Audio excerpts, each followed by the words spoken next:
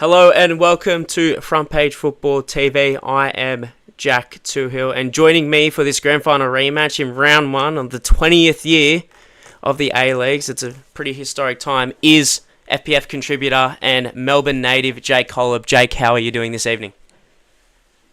Jack, I am buzzing. We are finally back after the longest wait in human history. Was it five or so months? It feels like an The eternity. longest off season in the world, baby.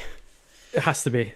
Yeah, it's ridiculous, but nonetheless, we're back now. Let's be happy. Let's enjoy it while it's here.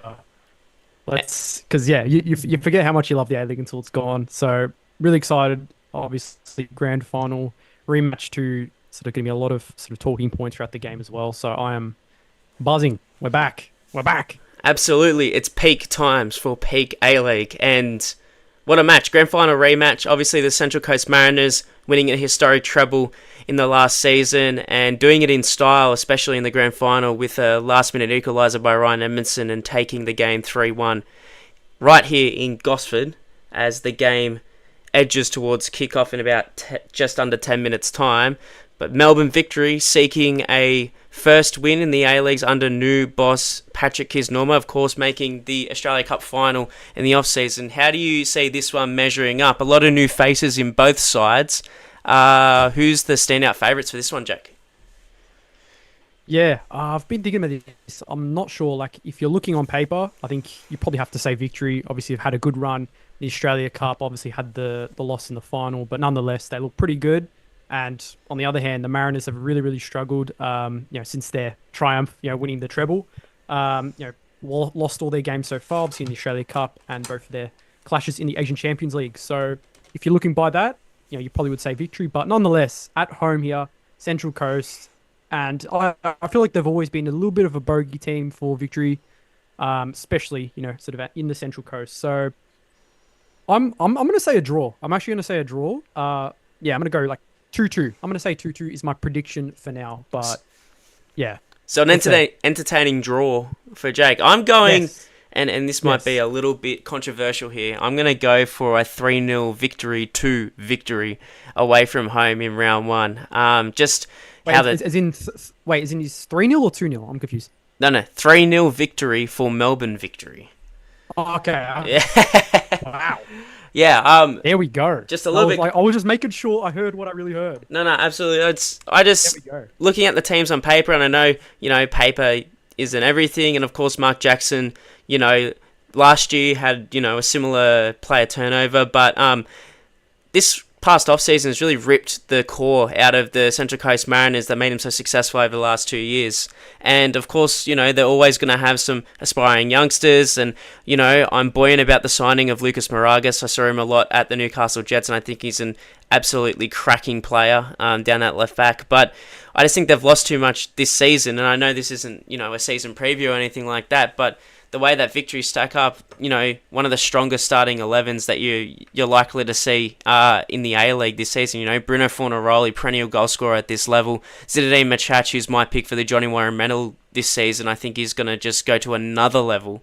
So, and Reno Piscopo is, no easy winger to defend. You've also got Nishan Valupale, who just made his Socceroos debut and scored against China, obviously, to make that game 3-1. Ryan Teague and Jordi Valadon in the midfield, two midfielders. Ryan Teague's got a fair bit of experience at this level now, but Jordi Valadon, a young player breaking through, and he'll be really, really hungry out there.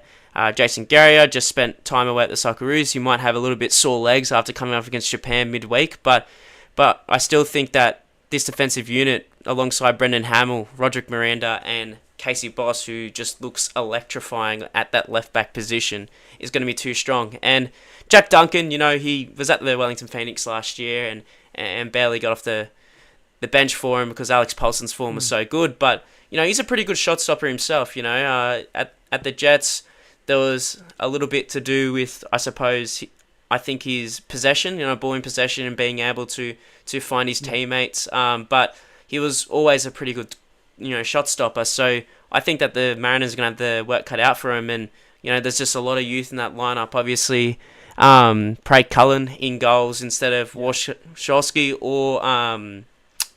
damn it, I've forgotten the young man's name. Can you remind me? As in, the other keeper, Adam Yeah, Pavlicic. Adam Pavlicic, that's the one. Thank you very Yeah, yeah, much. yeah. And then when you look at the defense, obviously Brian Caltech, one of the best defenders in the league. I think that's pretty clear. Alongside Brad Tapp, who's still a young guy, hasn't got too much experience at this level. However, I think, Mm, he could form a partnership. He's going to have to with Trent Sainsbury out until January.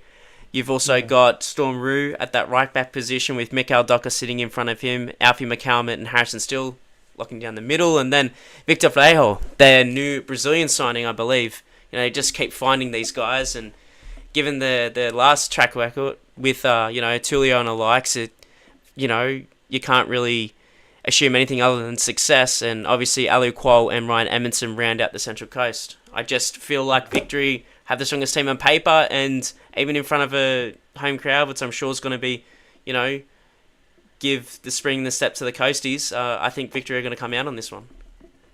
Yeah, look, I see that. I think, yeah, especially on paper, yeah, Victory are very solid. Like, so did my predictions, selfless sort of plug there, but sort of previewed all the Victorian teams. I have them as premiers at the moment. I think they will win the premiership, but yeah, I don't know. I think it maybe will take them a little bit to sort of get going and firing. But I think, yeah, once Kisnorbo sort of gets his system down, they're going to be unstoppable. But we could see it today, absolutely. But I think a couple of things I want to highlight is firstly Bruno starting, Bruno Fornaroli up top, over Nikos Virgos, the new Greek striker. I was interested to see that because, yeah, Virgos, at least since he joined the club, has started every single game for Victory. So they've decided, sort of after the cup run, yeah, to swap them around, which is very surprising. I was definitely thinking, Kisnorbo was just going to stick with Virgos as the number one and then maybe Fornaroli as a backup. But there we go. That's sort of what we've seen. And obviously, like you said, Proj Cullen brought in for this one, which is going to be interesting for him. His professional debut at 18 against, a very, very good side. So that's going to be baptism of fire, shall we say, as the saying goes. And then, interested with Brad Tapp as well to start at centre back, it seems, at least. Obviously, typically more of a centre midfielder, sort of plays in the pivot for them. So he's been dropped, at least it seems. We'll have to see how they line up. Might be someone else, but seems like he's going to be playing alongside Brian Kaltak. But I don't know. I think Tap could do the job there. I think he's very physical. Obviously good on the ball, good defender, sort of, good ball winning abilities. So we'll have to see how he fits alongside. Kaltak. I was thinking maybe they're just going to go Nathan Paul, who's sort of their natural centre back there, sort of left sided, suit that. But maybe Jacko, as usual, is cooking something. He tends to be cooking stuff. So Well, I we'll have mean, to they see lost the first four if it's games good or last not. season and went on to win a treble, so you can't really count him out at any Yeah, occasion with any lineup, especially with Mark Jackson at the helm. 100%. As the teams line up against the glorious trophy, the golden toilet seat. We love to see it. It's an iconic trophy in Australian football, as we now hold for a minute silence for George Negus, who unfortunately passed away midweek. A titan of journalism and also a very, very, very passionate football supporter. Sat on the board of Football Australia for many years, so rest in peace.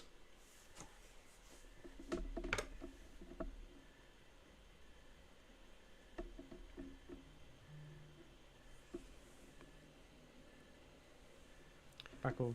Give Looks him a like moment of they're applause. holding round of applause. Yeah, absolutely. You gotta give him a round of applause, George Deserved. Negus.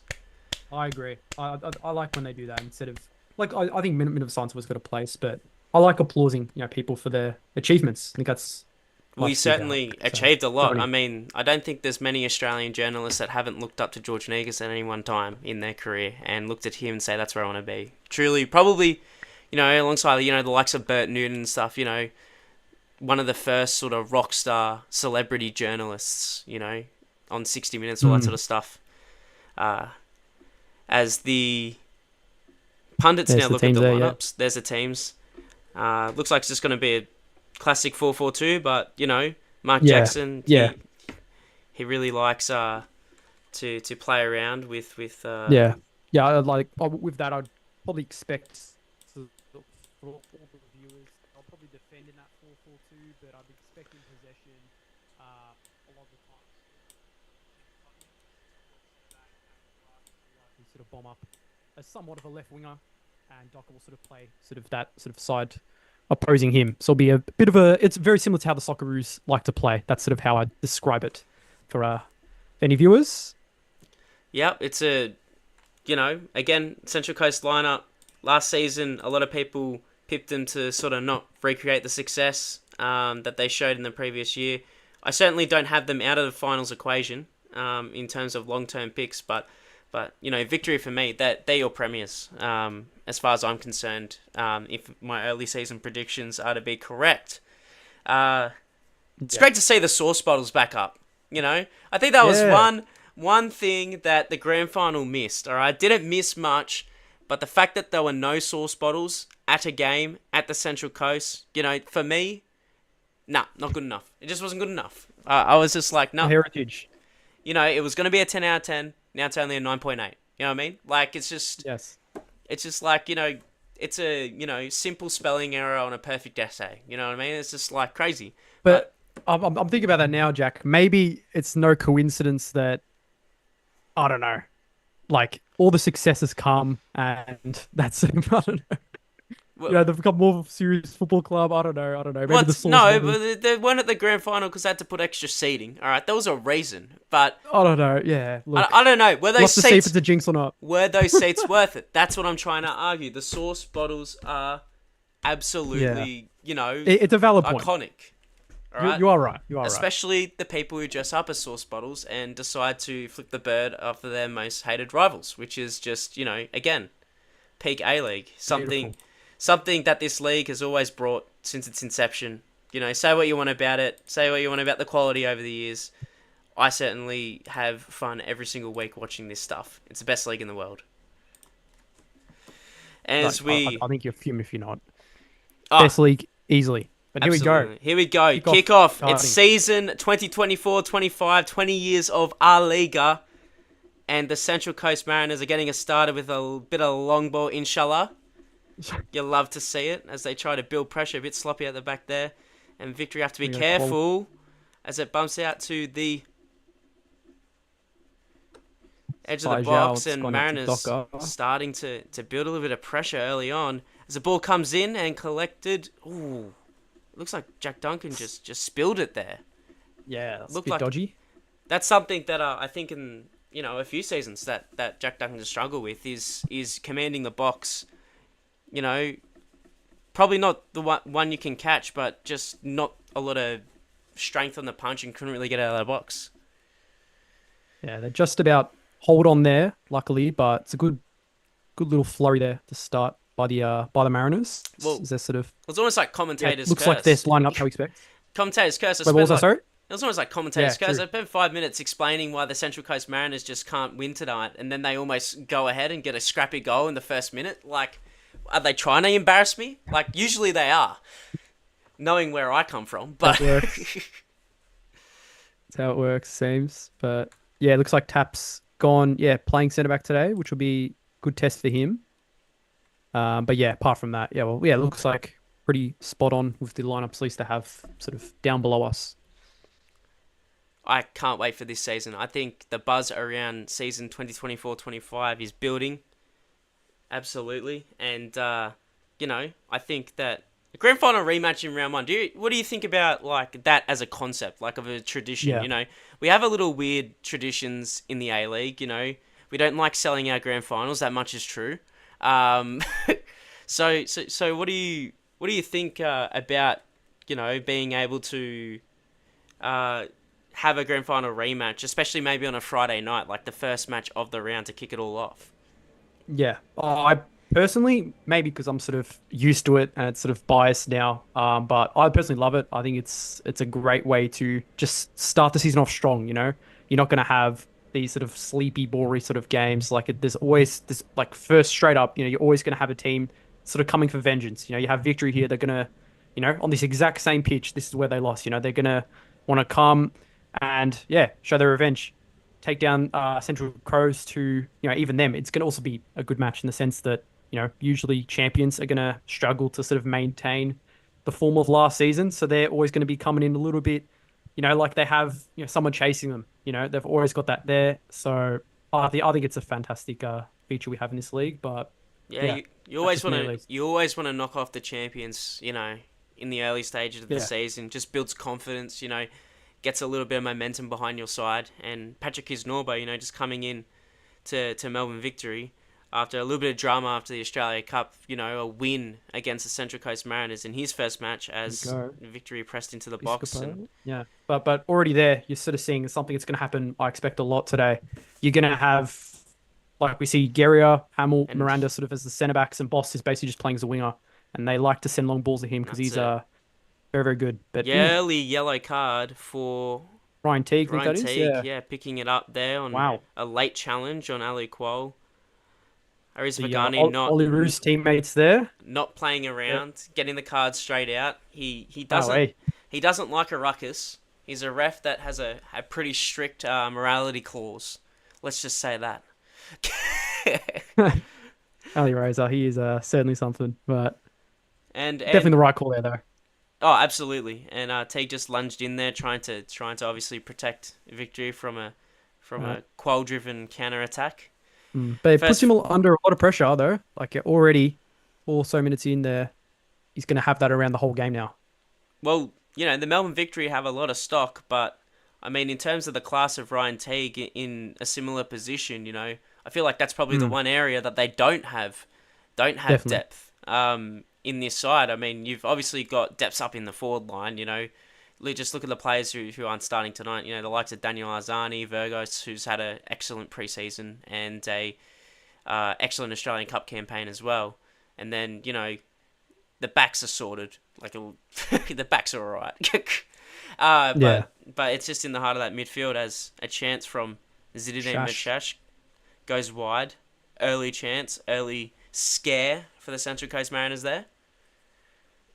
Yeah, it's like he likes to do Mashash. He likes to run at the defenders, sort of make them make a decision almost. He very, very good at dribbling at pace. As you can see there, sort of burns past McCalmont, who's gonna, you know, get used to Australian football very quickly. Obviously, it's a very physical style in England, but again, the Australian style, especially in the weather we have here, it's very, very different than England. So I'm sure he'll get to speed with that. Yeah, well, yeah, I love that about Zinedine Mashash. I think he's an entertainer. Yeah, It's excellent. The way he touches, his touch and the way that he can dribble at oppositions at speed as well, and he's just so yeah, strong. yeah. Is a presence on the field. Since it is, Here he's there. Oh, 20 years of A leagues. I contacted you, mm, Jake, and I asked you to yeah. compile a little bit of a list. We're gonna go top three, just peak our Liga moments that you witnessed in person or you just have the fondest of memories. And I'm gonna go to you Yeah. first. What would you rank in the third most favorite moment since the A League's Oh, inception, and since you've okay. followed the league? Yes, yes. It's hard. I didn't initially number them, but I'm gonna yeah, it makes it hard because okay, I'm gonna go third. I'm gonna go because I technically didn't see it in person, but it's just too good not to mention. It's Liam Reddy just going for a random goalkeeper run against Melbourne City at his time with Perth Glory. He I think it was late on in the game. I think they were down by a goal or two, and he's just like, "Fuck it, we've lost the game anyways. I'm just gonna pick the ball up here and run with it." So he goes for a run, sort of dribbles around sort of his own players. His own players are just kind of standing there like, "What the actual fuck is Liam Reddy doing right now?" Um, loses it, and then I think the ball kind of spills to Mark Warren, who just kind of stands there, doesn't really do anything. The City player pinches off him and puts it in an open net, and then you camera pans back to Liam Reddy, and he's just like, "Fuck off." I mean, What was he what did he thinking? expect? Like, you Yeah, can't it's come like, out that what are you far. angry for? He just Jeez. went on the so that I think for me that like has to be at least be top three. That is unreal, and I think it's very underrated. I don't see people bring it up enough. Like unreal. Uh okay. Number two. Oh, yeah, okay. Number two, I'm gonna go for the iconic Barbarouses. Well, at least it was the Melbourne Victory game. Amy Park. The net sort of has come off a little bit. They need to put the net back up, and they're like, "What do we do here?" They're trying with a ladder. They're trying with this. They're trying with that.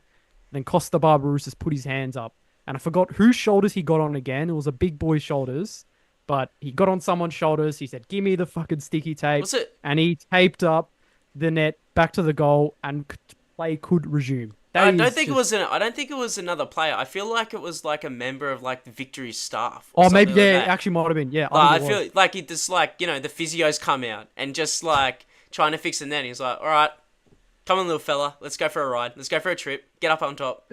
It's just like, how on earth is this like a professional league? Like, it's the most Sunday league thing I've ever seen. Just like a player just on someone's shoulders, just taping up the goal. Like, are you fucking serious? So that has to be there. And I saw that in person, Amy Parks. That was extra special for me. And then number one for me is just the New Year's Eve game between Central Coast and Perth Glory. I remember it's a sort of a family tradition for me personally. We go to my grandparents' house. Usually he loves the A-League too, so we'll watch it. And we had the game on, and then I think it was an offside goal from Tommy Murchella. Gets ruled out, but sort of he's running in, does a header, falls into the goals, and then you see the goal sort of break at its base. So the goal posts are now unequal. There's one that's sort of broken, dangling there. Oh, and yeah, I remember that. and what proceeded was, I think, 20 to 30 minutes of delayed game. Oh, and there's a chance for Melbourne Victory. Sorry to interrupt that.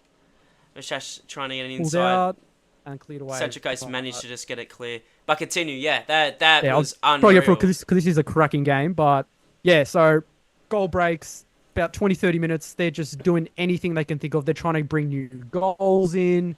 Then eventually they get to the point where they bring in some portable goals. They just roll into the pitch and try to slam down into the ground. And then for some reason, I guess because they have to keep the goals equal, they remove the perfectly fine goals, take them out, put the other goals in. I think even between this, there was this kid in the stands. It has like a sniper rifle, like a fake little toy sniper rifle. Some Central Coast fan pointing around. It was just, oh my god. I was just like, what is going on, Papu? Like, I want to make sure this game is done before the New Year's Eve fireworks here. So yeah, that for me. Yeah, that has to be number one. That was just like, how on earth is this real? Well, yeah, I'll get to mine. I got two honourable mentions just because it's basically the same. It's just vibe. too much. Yeah. Well, it's the same vibe. It's the same thing happened. So it's a combination between old mate last year, end of the grand final. Poor guy's got a broken leg and it's up on a scooter. And during the pitch invasion, he's riding his scooter all the way out into the centre circle. Like, good on him. That's a massive effort. And then also, similarly, I can't remember what game it was, but there was this guy in I want to say a Socceroos jersey. Or it was an Australian jersey of some sort, and he was on crutches. And for some reason, he somehow managed to be a pitch invader, made it all the way into the middle of the pitch. Right? On crutches, security couldn't catch him. Right? And that's why, that's football hooliganism right there. So those are my two honourable mentions. Obviously, growing up around Newcastle, I'm going to have two, right? I'm probably going to have two, right? So, I apologise. I really do apologise. But I think one of my fondest ones, and this is basically on the quality of the goal, as Victory mount an attack here. It's with Velupale, who tries to sneak through a ball, and Central Coast just about deal with it. Some nervy moments early on with Reno Piscopo on that touch. Just continue on, is semi-final 2018. Jets versus Melbourne City, packed house at McDonald Jones Stadium. And you know what I'm about to say, right? Like, perhaps the greatest goal ever scored in the A-League. It's Riley McGree's scorpion kick. Like, in the stands when that went in, it was just like everyone just couldn't believe what they had saw. And this isn't the peak part. The peak part is that everyone else in the stadium had lost their minds because they've probably witnessed one of the greatest goals ever scored on a football pitch. And Ernie Merrick is just like, oh, okay, fair enough. Yeah, it's alright. It's alright. Kept his composure. Yeah, he's like, fucking, alright. Don't overhype it. Yeah, don't worry about it. It's all good. Don't worry about it. Like, I'm not worried. Are you worried? And he's just on the bench, like, looking, he's like almost angry. It's almost like, it gave me shades of like Pep Guardiola after a Premier League match. It's like, are you happy? And he's like, more than you believe. No. For me, that's the, what's it called? Carlo Ancelotti. Just like a banger will go in. He just sips his coffee and walks away. Oh, yeah. I love Don Ancelotti, man. Second one would have to be same year, semi-final the week before. Oh, no, I think it was that weekend, actually, yeah. That very same weekend. That might have been the night before that game. It was Sydney FC versus Melbourne Victory. Yep. And Terry Antonis, poor guy, scores an own goal. He looked absolutely beside himself. And then Devastated. somehow turns into prime Gareth Bale about 10 or 15 minutes later, tearing down that right-hand side and scoring a goal to keep Melbourne Victory in the game. And, like, I've never seen such a quick turnaround from hero to villain. Like, I've seen people come off the bench and snap someone's leg in the first 30 seconds. I've never seen someone score an own goal and go up the end and score another one in that short of amount of time, as Victory are able to get the ball out to Nishan Velupale. It's played across the byline and I think it gets away for a corner. No, it's been judged as a Goal kick by the linesman there. Zinedine Mashesh. Yeah, but just on that Antonis goal, like, that was unreal. Like, that run was, I don't know how, like, it's just the most, like, look, Terry Antonis, great footballer, but where on earth did that come from? He just ran past their team like it is nothing. going to be a corner for the Melbourne I guess the corner. Victory. There we go. They've called it a corner. Yeah, that was... Well, I think for me, especially based on the moment and the circumstances, that has to be one of the better goals in the A-League. Like, just firstly on the difficulty of the goal and circumstances, very underrated. Absolutely. You just can't, like, write those moments in. Like, they just sort of have to happen naturally in front of you. And we'll just let this corner play out for the Victory, and it's gone out for a goal kick. I believe that was off Miranda. Yeah. Not the best delivery from Reno Piscopo there, you have to say. Didn't really get a lot of elevation on it to use the height of the Melbourne Victory defensive unit. And, Zinedine Mashash is probably lumped in with them as well. Big unit. And the most peak A-League moment, no, it's not sauce bottles, flipping off profanities to crowds. It's not, nets falling off. Hey, this is a family-friendly stream, man. You can't be doing that. I'm just recreating, mate. I'm just recreating it. Yeah, okay. I guess imitation is the sincerest form of flattery. Whoever the mascot was for that day can, be trusted that on FPF TV that moment has been recreated, not like it was, posted on Twitter about 20 times today, and 20 times most days. Yes. Mine and is that's not enough. In a car park. I think it was 2020. A car park, you said? Yeah, car park of McDonald Jones Stadium, 2020. Here we go. And most recently, Joey Champness, who had burst onto the scene at Newcastle, had quit football to become a rapper. He's not actually that bad. I've listened to some of his music. I shout out to him. He's Joey. Joey, absolute bangers. That's my plan. I remember that song. Anyway, in the car park, he's done a little concert, and he had this song, Wet Floor Sign. So I reckon about 50 wet floor signs were in the car park because everyone decided to bring him to the stadium. I don't know where they ended up because I don't know if we're allowed to bring him in there, but it was absolutely peak A-League. And just during the last song, right? The last song in the set, Laurie McKinnon, who was the CEO at the time, walks out. He's got this big plastic clock chain, right? And he's got this purple fur hat, like just a rap. He's got a cane and everything. He's done the full nines, and he's up there just dancing his heart out. And Central Coast. Wait. Is this available for public consumption? It's on YouTube. Search this up. Oh my god! It's I'm looking this after. It's absolutely. I've never insane. seen this before. Never. Absolutely insane. It's the funniest thing I've ever seen. Just related to A-League in general. So, those are my top three as we approach the 18th minute. Not a lot happening in this match, obviously, because we have gone on a wild tangent. But so far, both teams looking relatively secure. Just going to the Facebook comments. Make sure you leave your comments, queries. Ian Polinsky says, "Where's Chris?" And I say that he doesn't have the ticker. That's my response. He just couldn't do it. He's too busy. Can't hack it. Too busy for us. Can't hack it at this level. It is an increasingly difficult thing to do. And this one from Cody Ojeda. It's just going to be FPF contributors again, just like it was at the Socceroos. Hopefully, get some more people involved. Who's Jack's Mr. Worldwide Visa Player of the Season? Yes, wow, that's great. Yes, love it, Cody. Visa Player of the Season. Ooh, that's a tough one. Ooh. Must be Um, your pick. I can't say anything. It's yours. no, no, no. I am the connoisseur of the Latin hip hop sensation Pitbull, and I must deliver. Uh, Dale. Dale. Who? Dale till I die. I think that Sydney FC have, obviously they got Douglas Costa, but Klamala's gonna be good. Senna, he's gonna be good. Mm, good player. I'm forgetting one more in the midfield unit there. Wahim. Wahim, he's gonna be a good player. That is a good from Yeah, Fornaroli there. Fornaroli, Went 36 for years it. old. He's gone for it. It's like I don't know if yeah, probably my only start this season unless I bag like a hat trick. As Kisnorbo hates me, let's go for it. Oh, I don't know Misses if it, I don't know if it's. unfortunately. Is it really that deep? Is it really that deep? Obviously, I one don't know. We'll have to matter see. at We'll have to Western Sydney see. Wanderers. It was very strange. Let's just say that.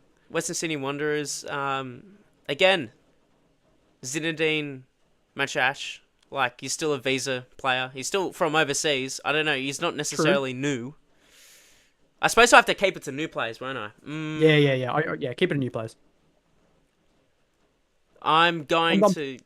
Let's go. Sakai probably has to be up there. Sakai as well. Absolutely. Damn, this put me on the spot. You know what? I'm gonna go a bit left field. There's a lot of good foreigners in this season. I'm gonna go with the victory man. I'm gonna go with Virgos. He's my Dale, He's Mr. on the World. bench. I know he's on the bench tonight. I don't care. I don't care. I'm Oh just a my god. contrarian. I'm just like fighting with people. And Yeah, you know what? You know what? There's a reason why it's not the best foreign player or visa player. It's the Mr. Worldwide. So yeah, visa player of the season. absolutely. I think that Virgos both has the potential to be an entertaining player on the pitch and an entertaining personality off the pitch. I think that if we get an interview for him, he's not going to be very boring, as Jack Duncan makes a save down to his right with no real trouble from Central Coast winger That's what he does. Vejo? Best keeper in the league. No, I can. I can't say it. I can't Fajao. pronounce it. Vejao. Fajao. Fajao. Dale. Vitor Fajao. Fajol. No, it's probably Fajol. Fajol. Like if we want to say it really Portuguese, because I feel like Jao. if I say it really Portuguese, we are going to get a lot of detractors. Like there's going to be a lot more dislikes than likes. All right, Fajol. if I try to put on an accent, like it could get, let's not go there. Let's not go there. I'm not going to attempt it. Vajao, that's how I'm going to do it. Fajao. The di- Fajao. There we go.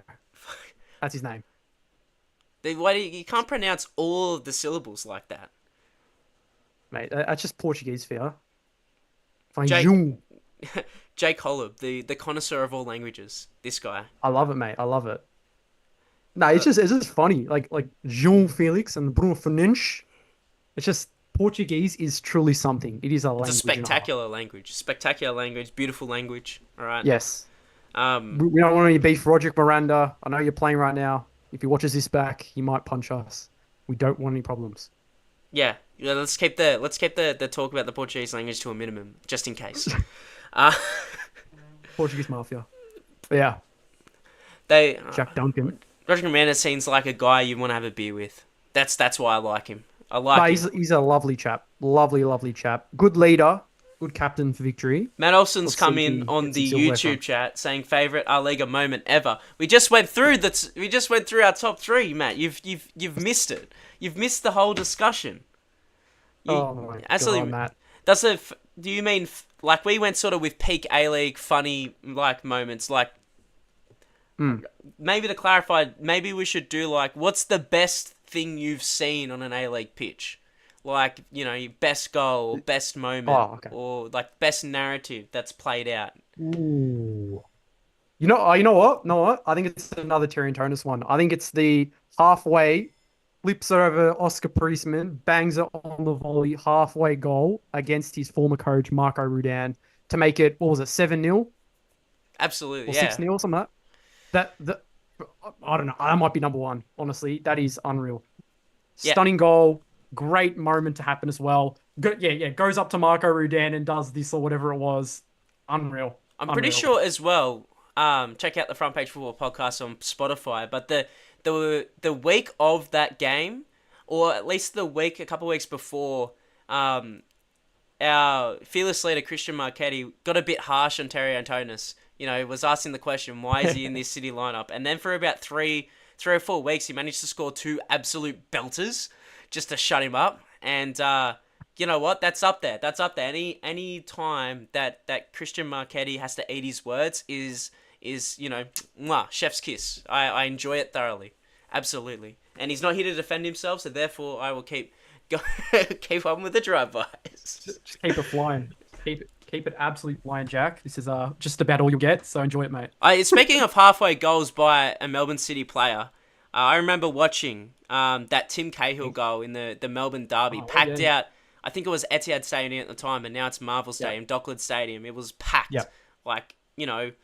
full house. Christian Marchetti replies with the flag of a rogue nation. When that went in, damn, that's like I don't think anyone's like Tim Cahill scored some wonderful goals over the years for the Socceroos, for Everton, for New York Red Bull in the MLS. Like he's done some wonderful things, but in terms of all-time absolute screamer belters, like that's probably like up there. Maybe that with a couple of bicycle kicks he scored at Everton, and of course that goal against Japan and goal against Syria in the Asian Cup. But that one from halfway, oh man, pick that out. Yeah. That's Well, I actually thought you were talking about Engelar's goal for City, or Hard at the time, from halfway too. Some with City and halfway goals, I think. I don't know. I don't understand why people don't watch this league. We see at least one Puskas sort of, realistically could be a Puskas nominee goal every single season. Yeah. Like, I don't... Was Garuccio Scorpion, what was it called, the other season as well? For Western United, that was an absolute banger. I still think that that one of the better goals... I mentioned, Riley McGree's Scorpion kick before. That was an absolute perler. Dimi Petrados free kick for Brisbane Roar, when he just hit it and it stayed hit. Like, it did not deviate, it knuckled. It was just like, if you want to hit a free kick, you want to hit it like that. Like, brilliant stuff. Talking about A-League memes as well. Same season, Tim Cahill scores a goal against Central Coast Mariners. Ball kid, just lifting up the flag, going, nah, not today, mate. I am... Balls on that kid. Unreal. Yeah, just probably the greatest ever Socceroo, apart from Mark Schwarzer. That's just my opinion. But just the gall to see a legend like Tim Cahill. He scored against the club that you obviously represent in terms of being a ball kid, and you're like, not today. And he had to shadow box. Like he was like, oh.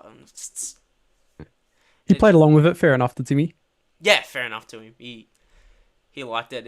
It makes the highlight reels, of course. It makes the highlight reel. I really wish Tim Cahill could have stayed in the A-League a little bit longer than he did. One season was truly not enough. But... Very true.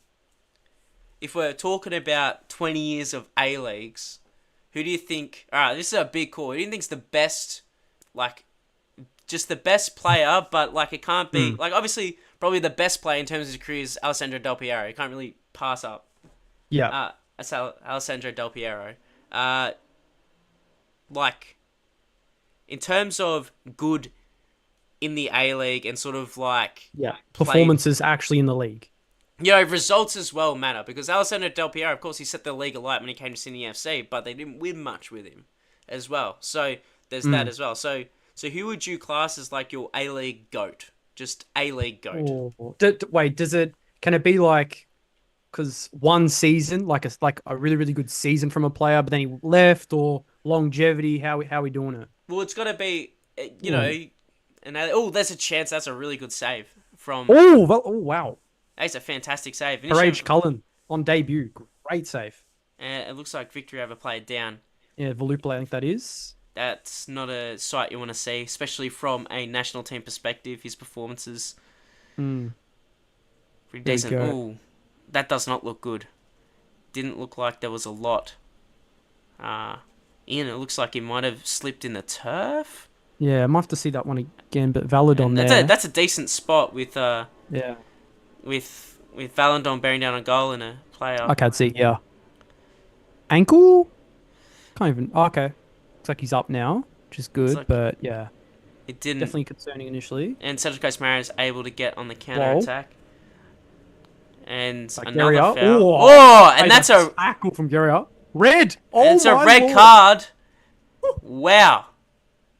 Wow. Oh That my is a lord. huge moment in the context of this game. And this early as well, 30 minutes. We'll have to see this on the I wasn't replay. expecting that. Gary has still remained down. Um, and PK's not liking it. Quoll was able to get free. Let's see this. Oh, it seems like, yeah, obviously Guerrier's gone in for that, but it looks like, yeah, he's a, What? That is, if anything, nah, if has to get anything, overturned. Quoll's Yeah, the one Qual that's sort of gone left the studs in boot him on. there. That is a very bizarre decision. I don't know. Let's look at this in this angle here. That looks like Quoll. Yeah, Qual started him there. If anything, like obviously There's Guerrier's Quoll. coming in for the ball there, I but don't, I don't think that's surely not a red. I don't know. I don't know. Hopefully gets overturned. Can they overturn reds? Like that's what Yeah, I'm. yeah. Can they overturn reds? Because I don't know. That looks kind of incidental. I don't know. They're both lunging for the ball Mm, there. It just yeah. That's Jason. that's very The harsh. red's still standing at this present time, and Gary gets treatment.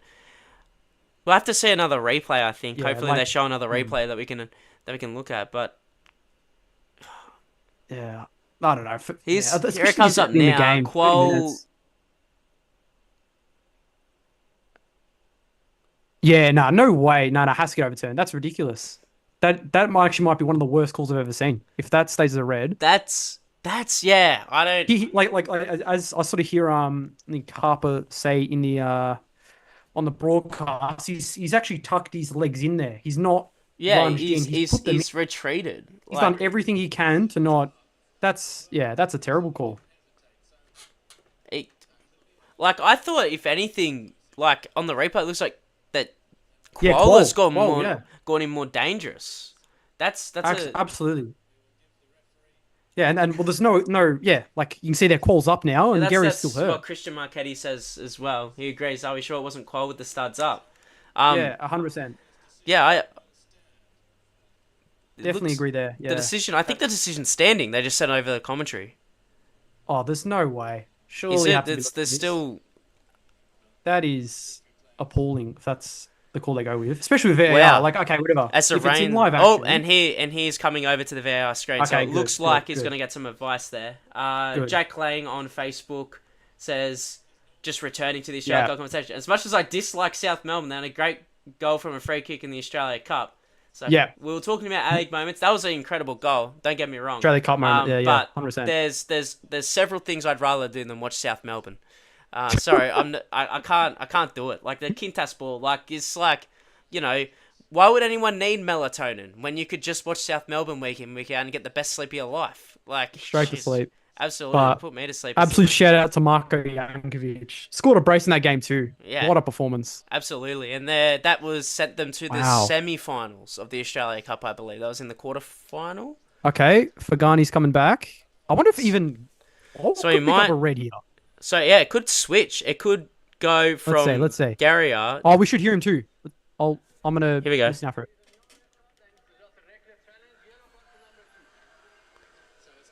So it's not a red. It's just Yellow been card. rescinded to a yellow card. Nothing for Qual, which is interesting. And that's VAR working well. That's VAR working well. Yeah. John But that's Toohill- good. That's good. John Toohill says on Facebook, who's my father, so lol, says, Shout out. was sports your comment your opinion on someone else's? Look, I learned from the best, alright? So, you know, I'll give you credit where credit's due. It's an excellent opinion. I don't know. I've been converted. I'd have to think about that more. Because Timmy Cahill is, I probably is because he's a striker or attacking play. He gets the goals. You remember that, but man, James Schwarzer was Hannah unreal. says, that's cool, NFL style. I don't know what you're referring to, James, but NFL thank you very style. much for joining Oh us. no! I think he's talking about how we heard the referee sort of Oh, talk about discuss the call. VAR call. Yeah. Yes, that is It's A new great. thing that's been brought in this season. I think that it adds a lot more transparency to VAR decisions. I think a lot of other 100%. sports have it. You know, obviously you can hear the bunker in the NRL if there's any people out there who watch the NRL. Yeah, thanks James for clearing that up. It is a really good, I would say, thing they brought in for VAR because there was a few decisions I think last season that a lot of people were a little bit confused about. Um, it's VAR is still a bit of a controversy, and the more Mm. transparency you give it, the more Yeah. people are able to come to terms with some of the decisions and come to terms with the refereeing and the VAR makeup as the rain that's bucketing Wow. down in the That Central Coast. is, I can hear yeah. it outside here in the inner suburbs of Sydney as well. Yeah, mine's not. Yeah, I don't think there's any now. Like before, it was really bad here in Victoria, but yeah, interesting. Look, That that is another bad. A-League moment. It can rain on the Central Coast. Remember taking a train from Sydney to watch an F3 derby, and we got there, and look, you could have just called it, an extension of the little wharf they have at Gosford, the harbour there, because it was puddles. Obviously, the game got postponed. It was Yeah. hilarious because Matt Simon was getting his testimonial, and Oh my look, let's God. just say the Newcastle Jets supporters were buoyed in the displeasure of Matt Simon through probably all the nightmares he gave him over his career. But Yeah. yeah, both teams not being able to really unlock a lot, even in this wet weather, usually provides us Melbourne Oh, here we Victory go. again able to get on an attack. That's a decent touch, and the ball gets Mashash into the box. Could cleared not away. find anything as players come in collision. Very Yeah, I think we've seen. physical. Yeah, it's been especially in the wet weather. People are sliding, but the ball obviously is can hold up a little bit at times as well.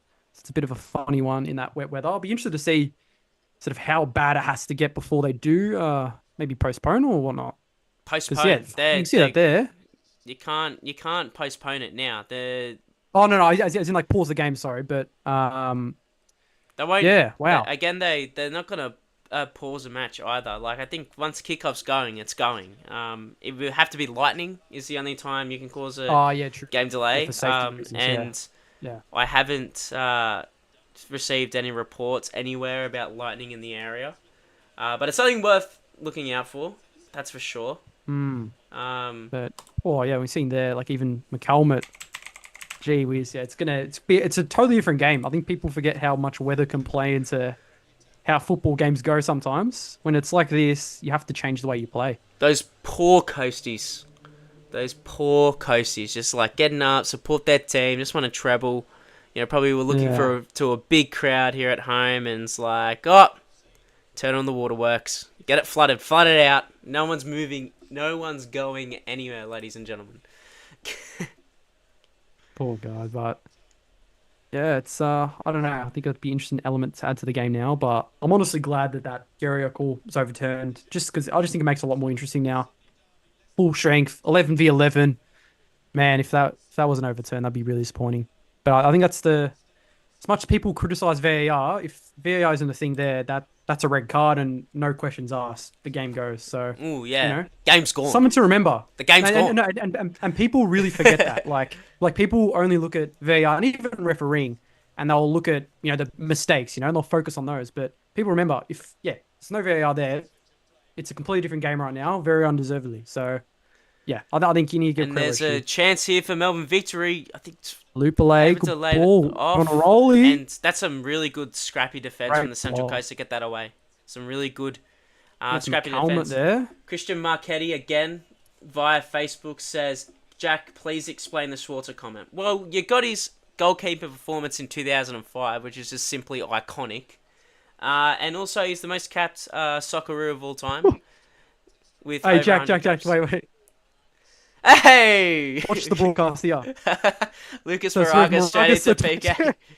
Shades of... and then Shades look of... at Kisnorbo. He pulled him up by his shirt. Oh, they didn't show it. Like Kisnorbo there picked him up by his shirt. He's a big guy. Oh my He's a God. big I can Paddy Kisnorbo. Like, he's a huge human. I can confess. Like I've had the pleasure, obviously, since he's joined Victory, to do a couple interviews with Kisnorbo, and man, he is a unit. He's one of the biggest guys I've ever seen. He is very big.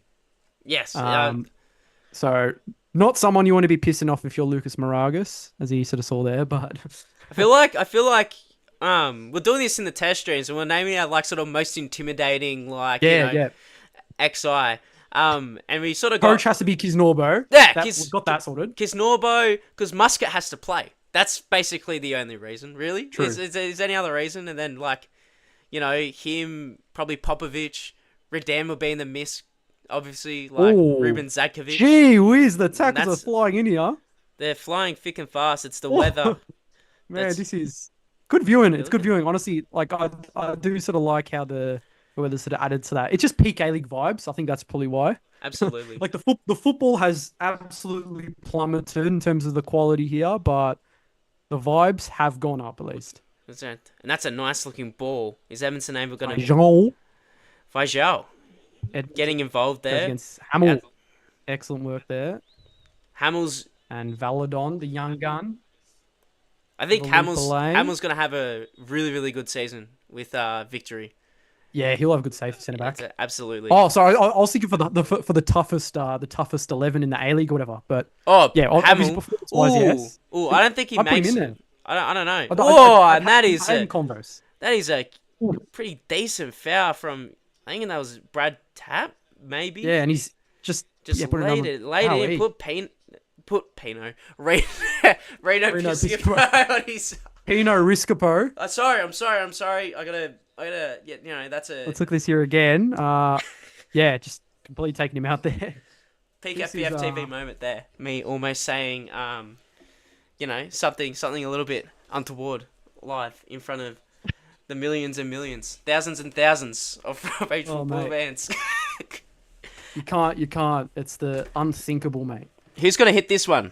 Are you taking Zinedine Machachi? Are you taking Reno Piscopo? I think Piscopo's got this one here. He is very, very good from set pieces, but it's a way out. Ooh, I'd like to see just a little bit of a layoff and just Zachach low thumps it. Just try and skids it off the top. Machach. I'm going great. Can you just let me know if my face is drooping, because there's quite possibility that the muddled words are some sort of brain injury here. As Victory gave over the attack. Says the peak A-League vibes are just flowing, mate. Everything's working to plan. I put so much effort into that, and the free kick came to absolutely nothing. The Victory have just absolutely let me down here. Absolutely let me down. Good stuff.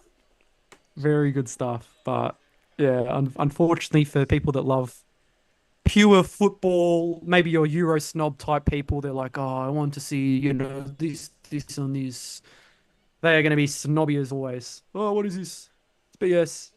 Dunley asks via Facebook, do you guys have a YouTube channel? Yes, we do. You can find us at Front Page Football. You should be able to find our logo. We also have the link in the description of this live on Facebook. So make sure you follow that, subscribe, like, do all that sort of stuff. Tell your friends, email your grandma, all right, get her involved. Make a newsletter. That just, print it out, take it to a party, post it on the Telegraph pole. Just do it all.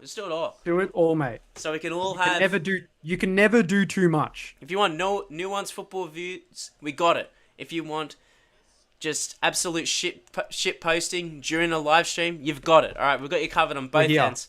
We're not here to re-commentate this game. We're just here to unleash on a Friday night. Front Page Fridays. It's where it's at. It's the only place to be on a Friday night. Absolutely. One-stop shop, mate. You want to shop for all things. Make sure you also check us out on other socials too. Twitter, LinkedIn, Instagram. We're on all of it. Front Page everything. Football.net is also where you'll find the youngest and brightest in football media. So make sure you go check us out there for all our stories. You wrote an interesting story this week, just reviewing all of the Melbourne sides. Some really just sort of interesting narratives coming out of Melbourne this season. Obviously, Melbourne City, looking to try and get back to their former glory of, probably 2 or 3 years ago now. Western United really trying to find an identity out at Ironbark Fields in Tarneit, and Melbourne Victory looking to stake their claim on the title by producing, a really strong squad with a really decent coach in Paddy Kisnorbo. it's an interesting dynamic between those three clubs, isn't it, Jake? Yeah, you kind of have everyone sort of in different spots. You've got sort of Victory that I expect are going to be title contenders this season, right at the top of the league, sort of fighting with all the top teams. Even maybe the Mariners probably could be one of those Bruno teams in there. Frontaroli just can't Not believe happy. that It's that's a going out very for a corner. passionate And it's Tony footballer. Popovich, Socceroos Popovich. coach, There we go. in the house. In the house. The TP. Socceroos coaches, they love a night on the Central Coast. Graham Arnold was very fond of coming back to the Central Coast, his old stomping grounds, the national team coach, and it looks like Tony Popovich has come back. As you can see, Matty Simon and former Central Coast Mariners champion Richard Peel taking up his time in the box. But yeah, just continue on about Yeah. Melbourne. But You're yeah, highlighting the differences of where they are sort of in their club's history and also just their standing within the A-League, which is always competitive. Yeah. So you have Victory probably going to be top of the So league. as they get a chance here, chance of There victory, you go. and player goes down.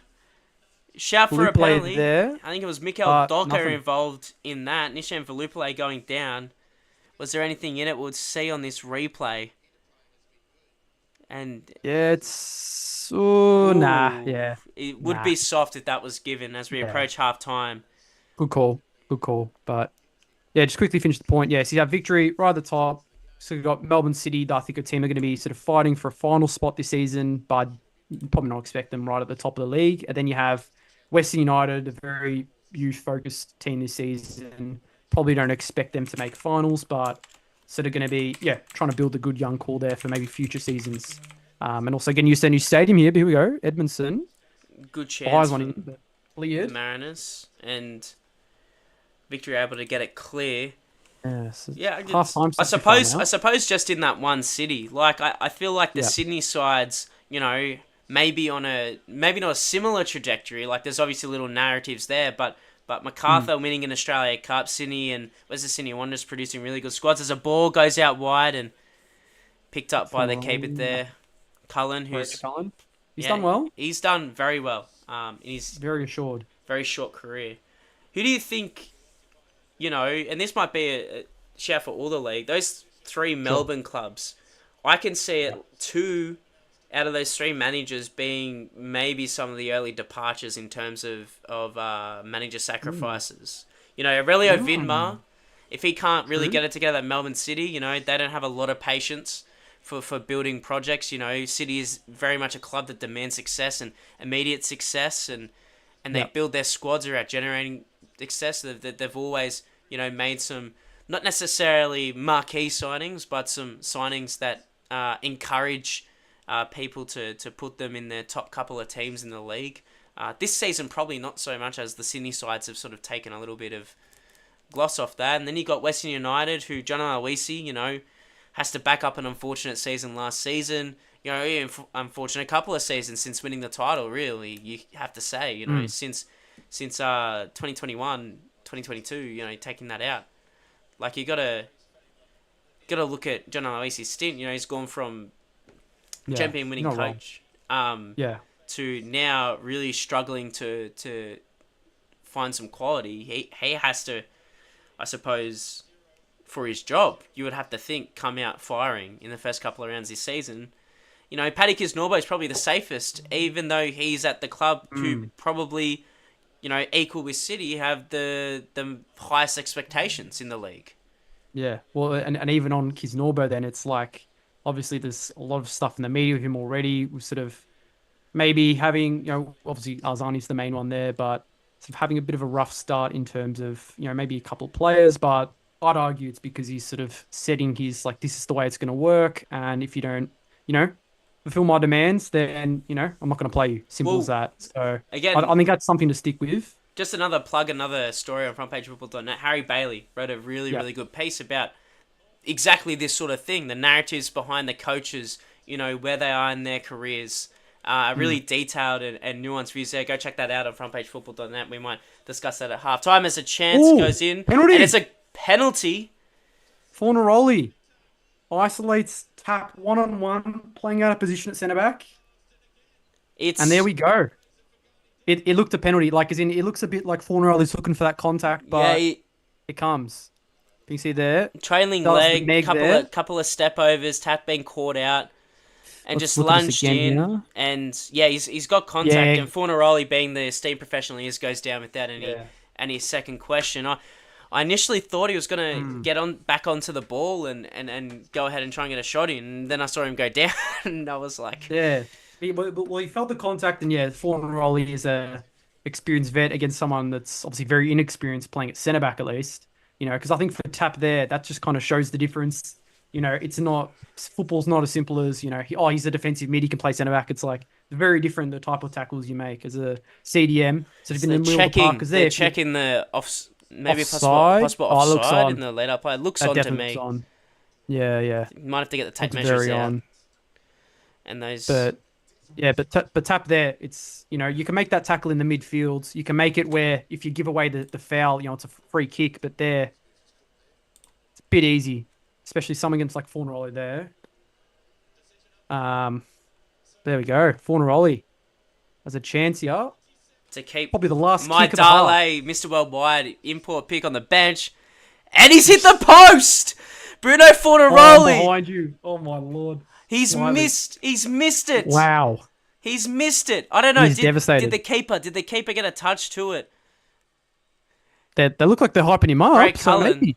Pray Cullen. Wow. Has I'll he have to saved it? look I at didn't that quite again. see it. I don't have the commentary on. I apologise. Did the young man, That's half time. Pray All right, Cullen? here we go. No, he went the right way and he's Yeah, missed. yeah.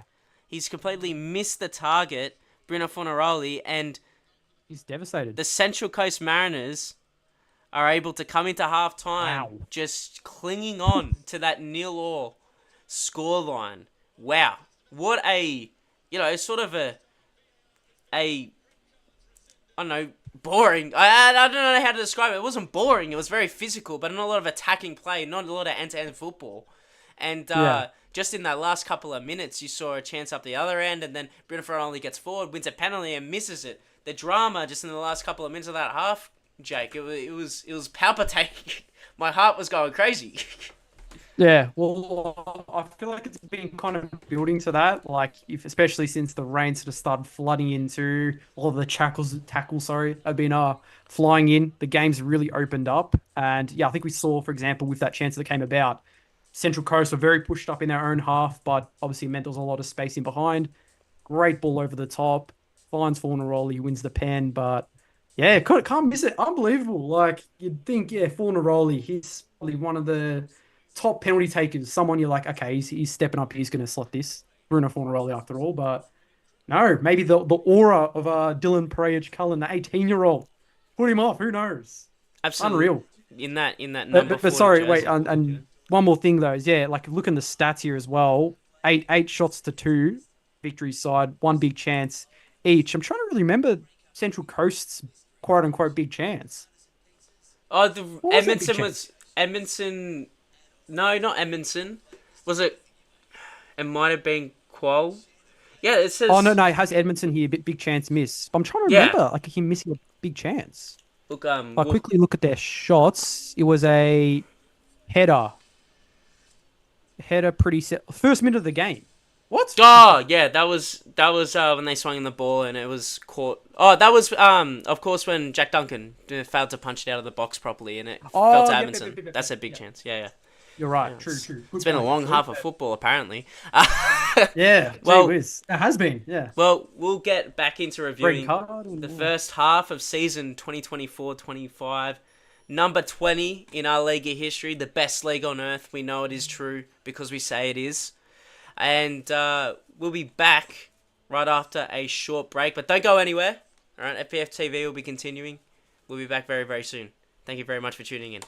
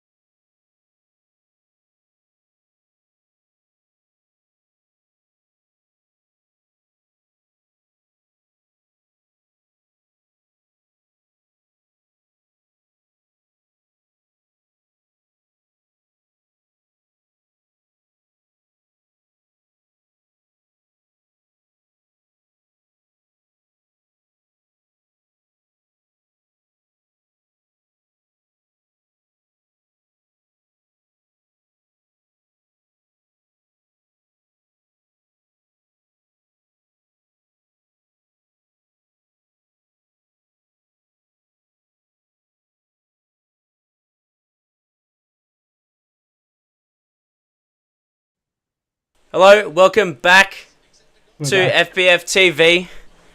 Of course, I'm your host Jack Twohill, and the second half between the Central Coast Mariners and Melbourne Victory is just getting underway. We are also going to be joined by another FBF contributor, Matt Olsen, in a very timely manner. He's sorting out something extremely important, which is a large KFC order, which is just absolutely bananas. Bananas, as I make this a little bit easier viewing. Just quickly, Jake, we were talking before the halftime break about coaches and sort of little nuanced narratives. There's a story that came out on frontpagefootball.net. Check us out, of course, by Harry Bailey. Awesome article about the niche narratives that are sort of going to be exposed. Let's switch gears to the more interesting New Zealand side of things, because obviously Auckland FC coming into the league this season to be the main rivals of Wellington Phoenix. Giancarlo Italiano is looking to sustain the success. Is what Harry Bailey's highlighted there of the last couple of years. Wellington Phoenix have been flying. For lack of a better term. And now, a new team in, the second biggest city. Auckland might be the biggest city. It's certainly not the capital. How do you see that playing out between a young coach with new ideas, someone who takes after De Zerbi, as was mentioned quite heavily on the Front Page Football podcast, and Stephen Corica, who, let's just say, has a pretty regimented style of coaching and setting up his teams? Yeah. We'll have to see.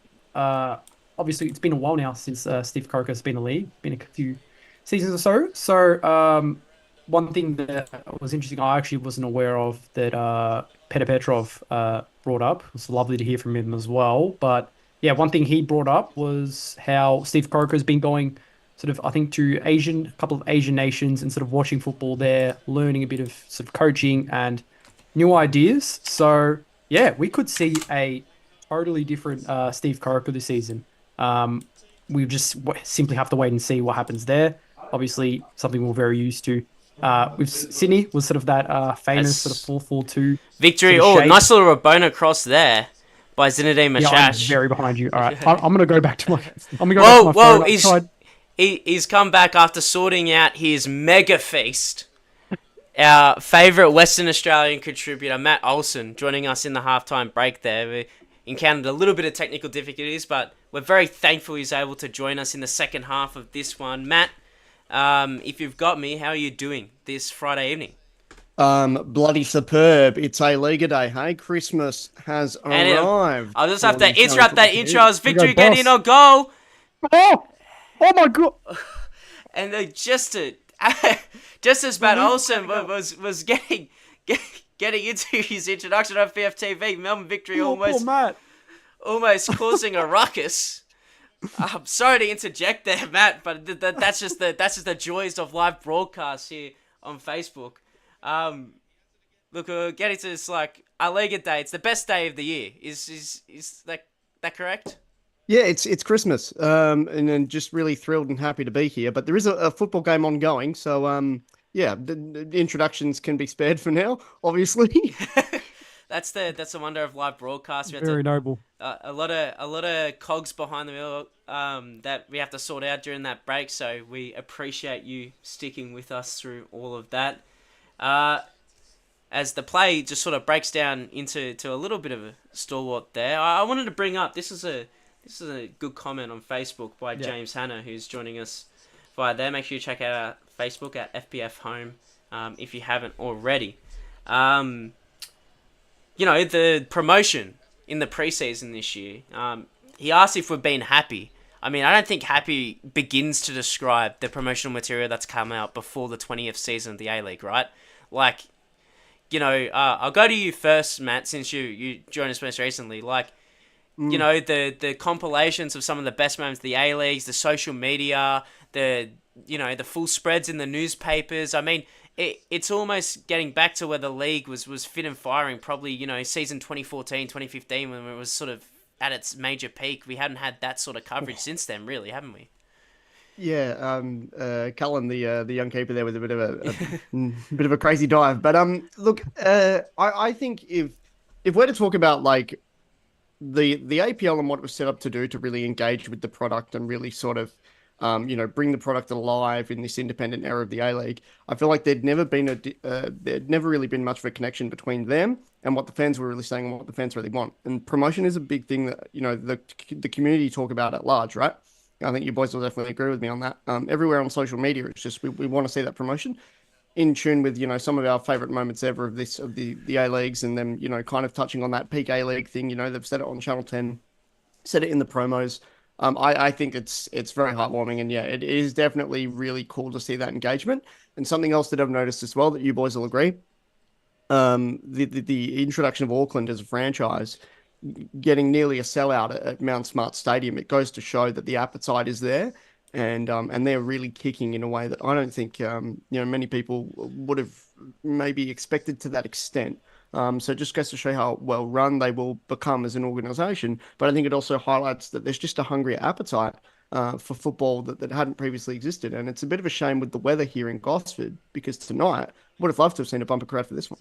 Yeah, I think the weather's spoiled some parties there, and be sure to stick around after the Central Coast Mariners and Melbourne Victory full time, as we'll be previewing the rest of round one in the A-League, and that's a bit of a loose challenge there by Casey Boss on Mikel Docker. Jake, I feel like there's a new sense of authenticity, the keep-up era of fan engagement and trying to get that fan engagement, it didn't feel authentic, at least to me. That's my personal opinion.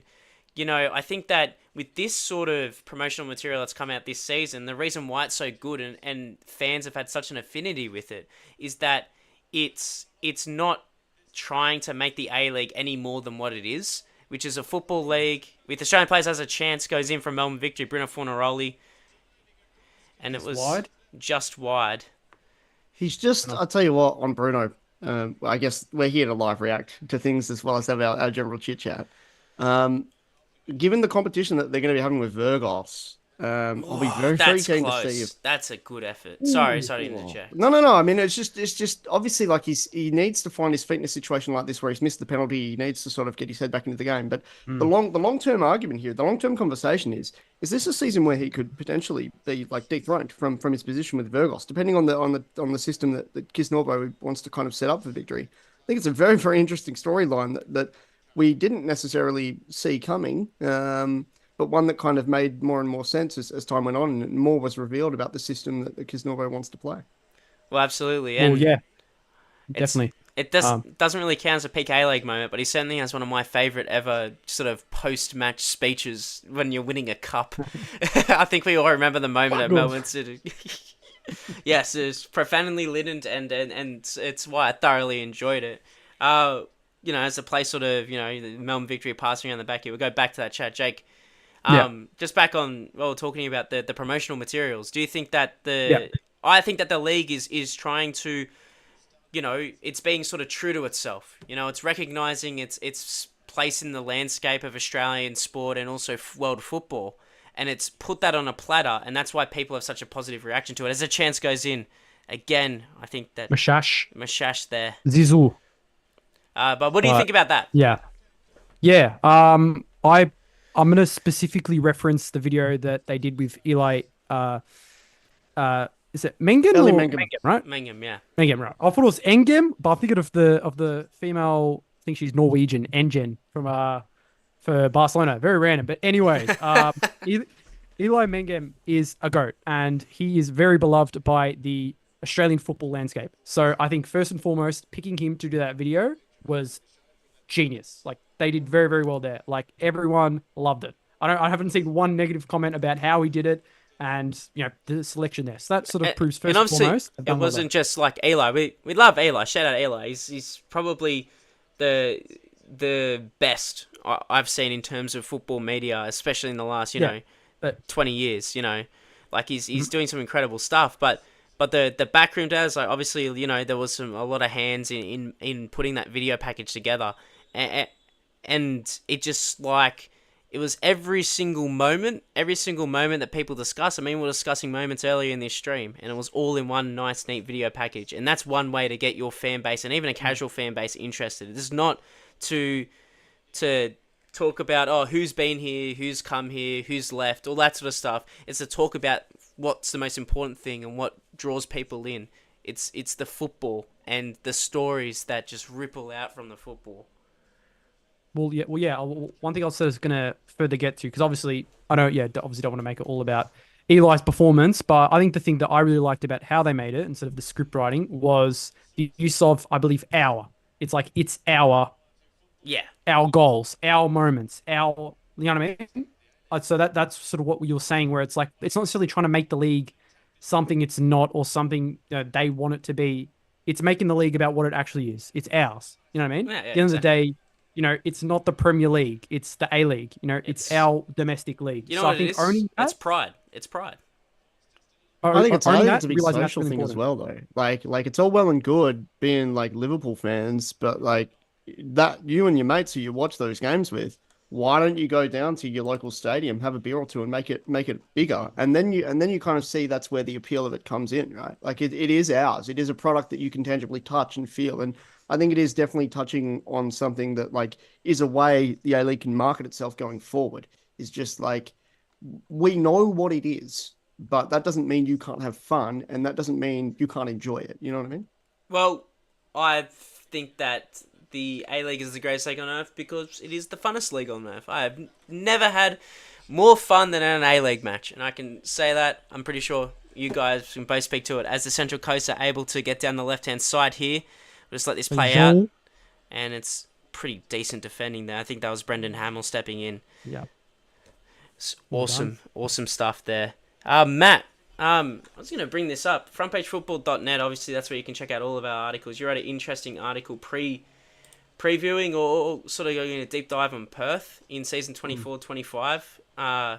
Obviously, Zrilic in his history at Red Bull. I posted a tweet that since Western United have have signed a sponsorship with Red Bull, in our A-League, we like to coin derbies. Do you think that the most exciting derby this season will be the Red Bull derby between the Red Bull Western United and the Red Bull Perth Glory? Yeah, why not? Let's cook up some sort of meme with that one. Look, I think there was a question in there somewhere about my piece. Do you want me to talk about it, or I mean, absolutely. That's why I was teeing it up because there's okay. Well, I mean, stuff in look, there. I have made like the most complete sort of That's a nasty media one. profile From Miranda on Docker. Sorry to interject there, Matt. We'll let you continue in a second. This one might get looked at. It's just a yellow card for now. Sorry to interject. Continue, Matt. That's okay. Look, again, we're here to actually talk about the game at hand, but I think the occasional tangent or two is what really makes this programming quite the beautiful thing that it is. But no, what I was going to say was this is the most like I've already been quite heavily involved with Perth Glory as an organisation for decades at this point, right? But this was the first time I'd done like a complete... Sorry to inject again, but they are checking VAR for a possible red card. Red card. Well, hopefully, it was high. Matt will get a chance to plug that story because there's a lot of no, it's stuff fine. to come out of it. I'll tell you what, it can wait till full time when we're actually talking about their game with MacArthur on Sunday. I think that's a red. That's high. That is high. That's very close. Yeah. Contact. That's got to be a red. I think Miranda's going to be given his marching orders here. That's a dangerously high foot, and the studs are exposed. I mean, you can't really. Yeah, and he collects him too. Yeah, no, it has to be red. Has to be the contact, and this could be the moment in this grand final rematch where definitely the biggest moment of the match, apart from that penalty and that penalty miss from Melbourne Victory, and it. For Ali Razor.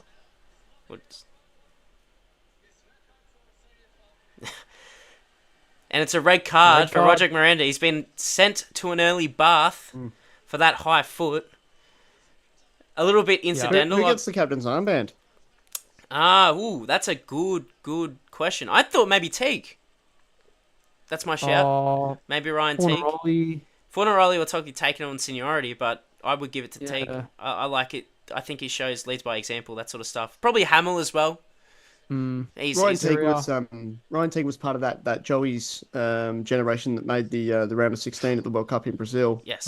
With Noah Bodic, where Noah Bodic went insane against Nigeria. If any of you remember watching that, I do remember watching that. I was quite high on my Noah Bodic stocks ever since I saw him star at the Under-15s Asian tournament. Bad. That was back in 2016, I want to say. 2015. replay really does not do that any favors, does it? No.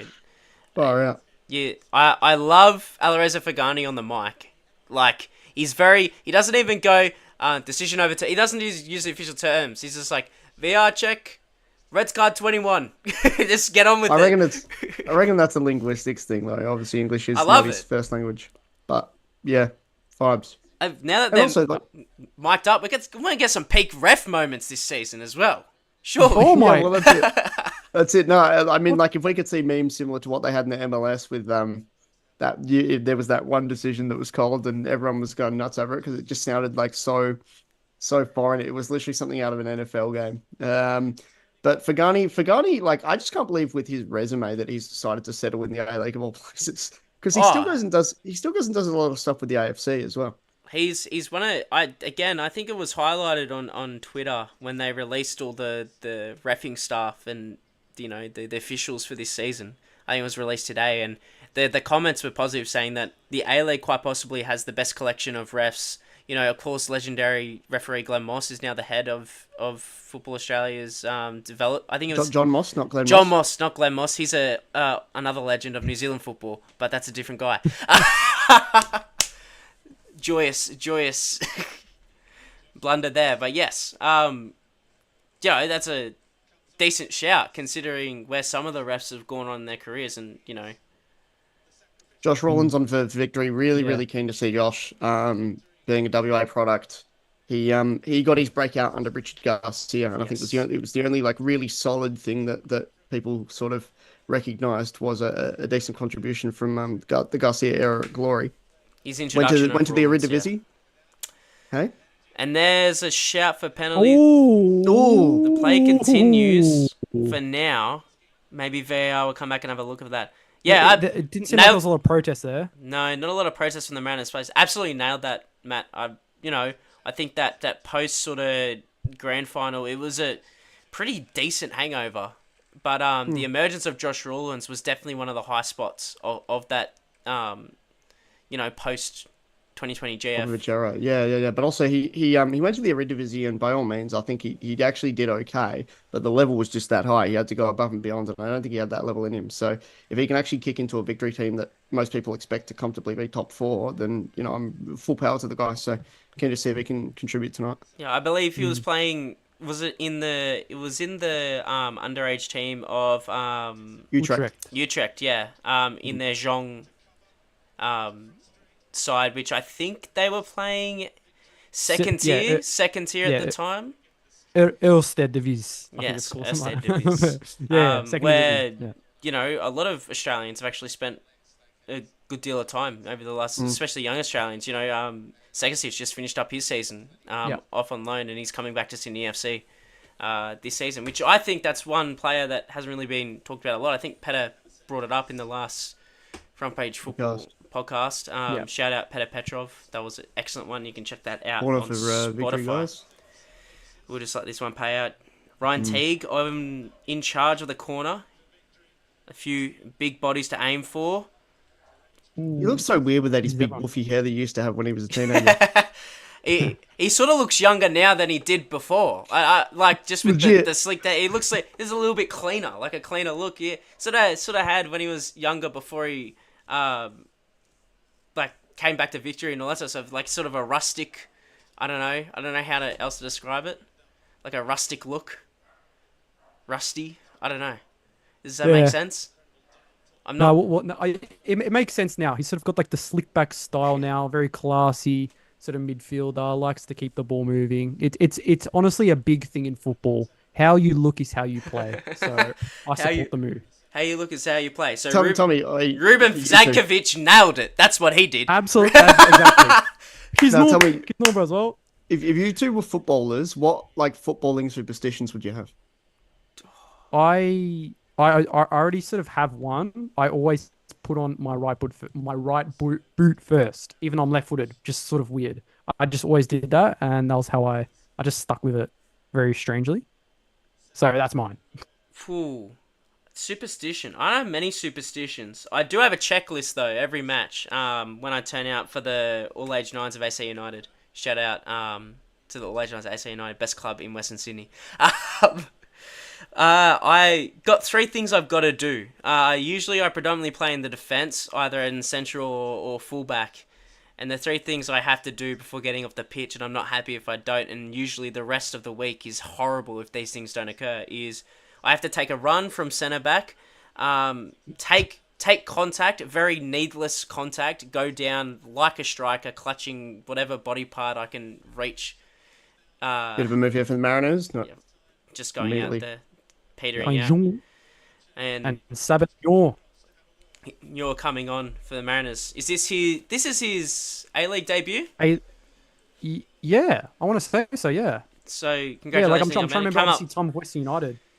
I don't think he played in the A-League. I don't think he played in the A-League either, but obviously spent Yeah. a lot of time in the NPL system down in Victoria, and now he's come to this level, and the Mariners, probably one of Good to the see. best clubs in the country, and picking up those underused talents. Yeah, so I had to take a dive, basically, for lack of a better term.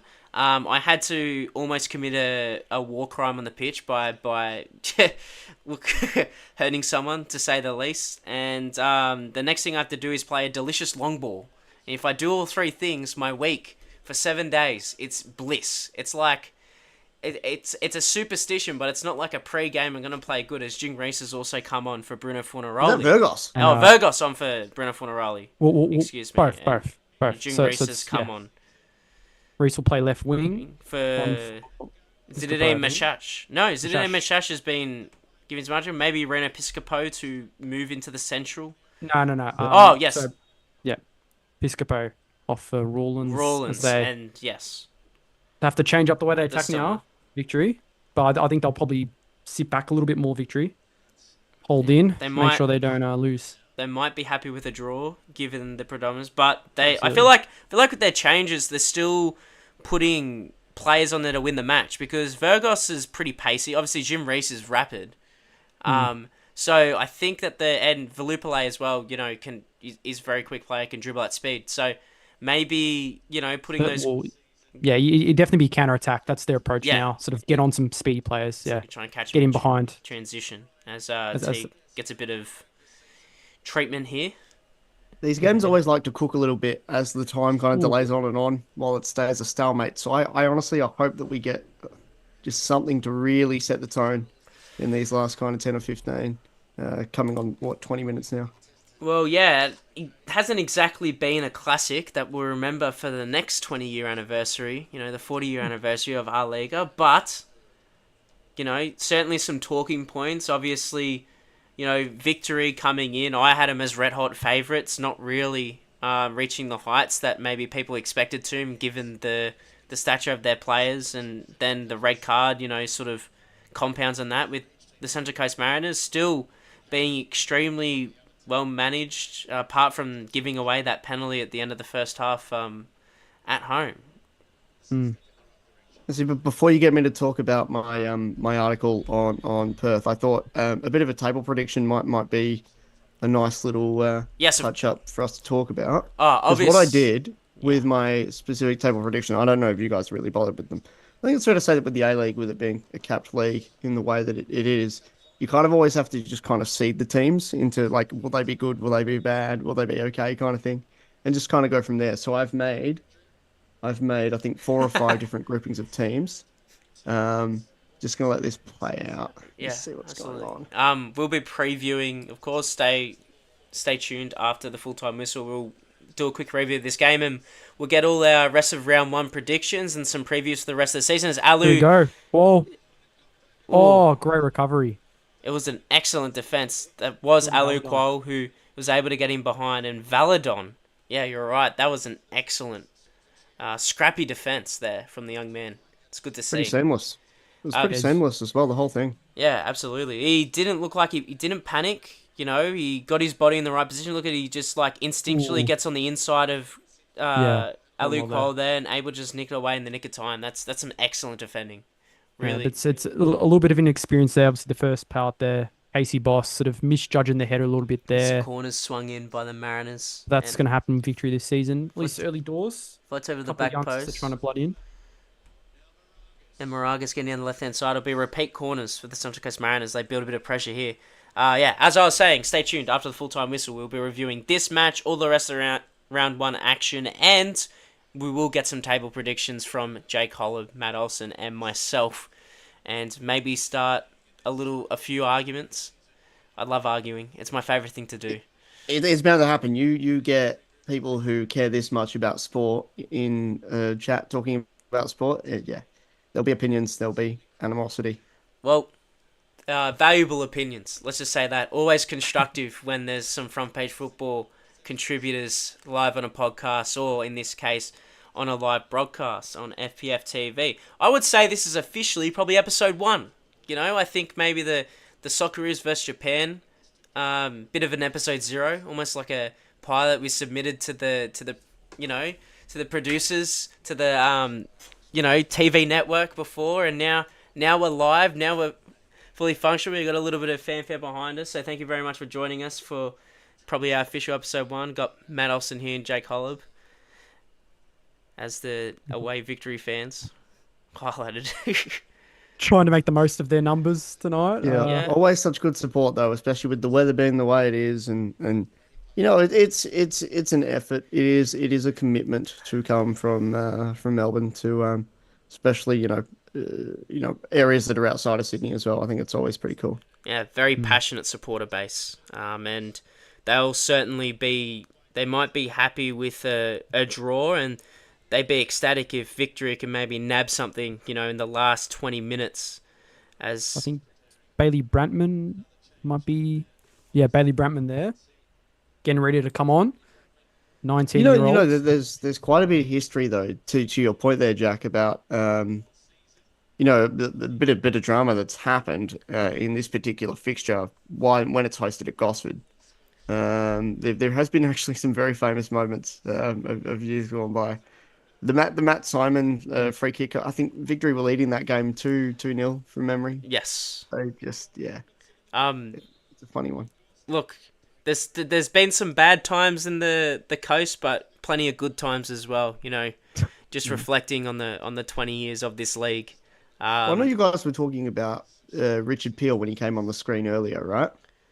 And what I find really fascinating is that the chairman kind of title is going back to Mark Charlesworth, who was single-handedly, one of the reasons why they went so bad in the first place. So there is actually a reason to maybe be a little bit concerned for their long-term future.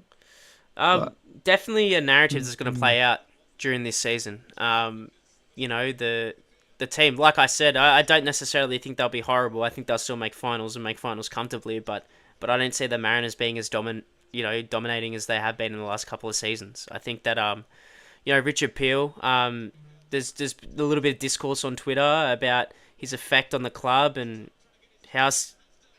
And then maybe a chance for a handball there, but the Melbourne Victory are maybe scramble to clear up that corner chance. Just to sum up my point, there was a little bit of discourse about his effect on the club, but you can't really argue with 2 championships in a row and a historic treble under his tenure. And, of course, you got to wish him the best of luck, especially after that success, as the Mariners look to reload in Victory's half. Yeah, but what could be worth mentioning there is we saw, just put that cross in there, Bailey Brantman came on for Storm Roos. That's a very attacking substitute by the Mariners. They're going to be looking to put everything in it. Docker probably drops in on at the right front back. foot now. Like it's happening, And it's shoot from Jackson. This build-up of corners, if you were a Victory fan or a PK, you'd be a little bit concerned because Jack Duncan, I think he's been exposed multiple times in his career. He's not the best at commanding his box. That's definitely one of his weak points as a keeper. From the time I've watched him, something I've observed. I don't know if you guys disagree, but when it comes to set pieces, Jack Duncan can be exposed. I have to say he made an excellent claim there against nobody. Yeah. So he's proven you wrong, Jackie. He's proven you wrong. Yeah. He's as people often like to do, I've made some wild calls, including last season, thinking that it was going to be a a Melbourne Victory Adelaide United grand final. I was proven extremely wrong there, but it's okay. It's okay. We move on. Christian I Marchetti. remember that. The That was Aaron classic. hype, the Aaron Kunda hype just did things to people on Adelaide, Oh, didn't it? And Adelaide they got start just exposed got pretty me. The Adelaide start's got me. Christian Marchetti just highlighted that Jackie. Ouch. Yes, definitely. I felt it. I felt Ouch. it. I felt it. And he also highlighted how it's a real effort from people to go from Western Australia to Sydney, which Matt Olsen has made that venture a few times. So, Yeah. shout out. Well, And shout thank out you, What a Christian. guy. Yeah. Theon Lee, new subscriber on YouTube. We appreciate all the attention we get on these watch alongs. Thank you so much for the support. As the Mariners reload with another corner opportunity here. I really hope this is complimenting everyone's Friday night. You know, sitting at home, hopefully having a good meal or two or some beers and just taking in this spectacle for what it is. Yes, for what it is, a 0-0 draw in Gosford in the pouring rain. It's just Doesn't get absolutely any better than that, mate. Yeah, absolutely. are you kidding? It's like, if you're not here, where the hell are you? You know what I mean? Like, it's just all fun and games. Just been an excellent time had by all. Do you know what I love about having a second New Zealand team? Yes. Because of our time difference, right? We get games on like in the morning, like especially with the women's games that get played as curtain races, so they can be as early as like 7:30, 8 a.m. Right? So with Auckland coming in, there is the potential for like a proper like 10 a.m. brekkie kickoff, and I know that sounds like a very foreign concept to you guys, but trust me, it actually kind of slaps because it sets the mood for like this is going to be the rest of my afternoon. You know, Well, then you have a drink or two, just sit down. It is incredible. I have to agree because I'm a bit of an NBA fan. So I like to get up and chuck the NBA on, and usually those games kick off as early as 11 a.m. over here in the eastern states in the summer. So 11 a.m. ESPN. Then you go into the 1 o'clock game if you have the NBA pass. Sometimes the other way around, depends on the day. But yeah, I kind of agree. And what I really like, again, just to sum up your point about Auckland coming in, is that with the weather in Australia, how hot it is, we rarely get to see those Saturday afternoon kickoffs where you can watch A-League football from, the mid-afternoon, 2, 3 p.m. all the way through. Obviously, the kickoffs are going to be in the evening during those really hot summer months, which is an excellent initiative that was brought in. We don't want to see players, fighting heat stroke, and we don't want to see crowds go down as a result of some, colloquially hot weather in Australia. But it's nice to be able to watch football from basically the middle of the day till the decent hours of the night, rolling into some European action if you're that keen. He's got some cramp here. Yeah, it's Casey Boss. been a tough slug from both teams, really. The bodies. Round 1, physical match. There's going to be some cramping. Risk of injury is probably a bit elevated. Both coaches probably aware of that, do you think? Oh, Yeah, 100%. for sure. I mean, someone like Boss has been pretty crucial, been pretty good today. I think it's fair to say. Jake in particular, you as the Victorian. I'd like to address your thoughts on the players in particular, but Mm. yeah, for sure. I think Kisnorbo strikes me as the type of guy that, given that he's coming into this environment, he won't be afraid to kind of shake things up and tell players, look, if you're not fit for the environment, you can kind of sod off, which is another reason why I bring the whole Bruno argument up. I mean, it is a very interesting dynamic that'll play out for them. Yeah.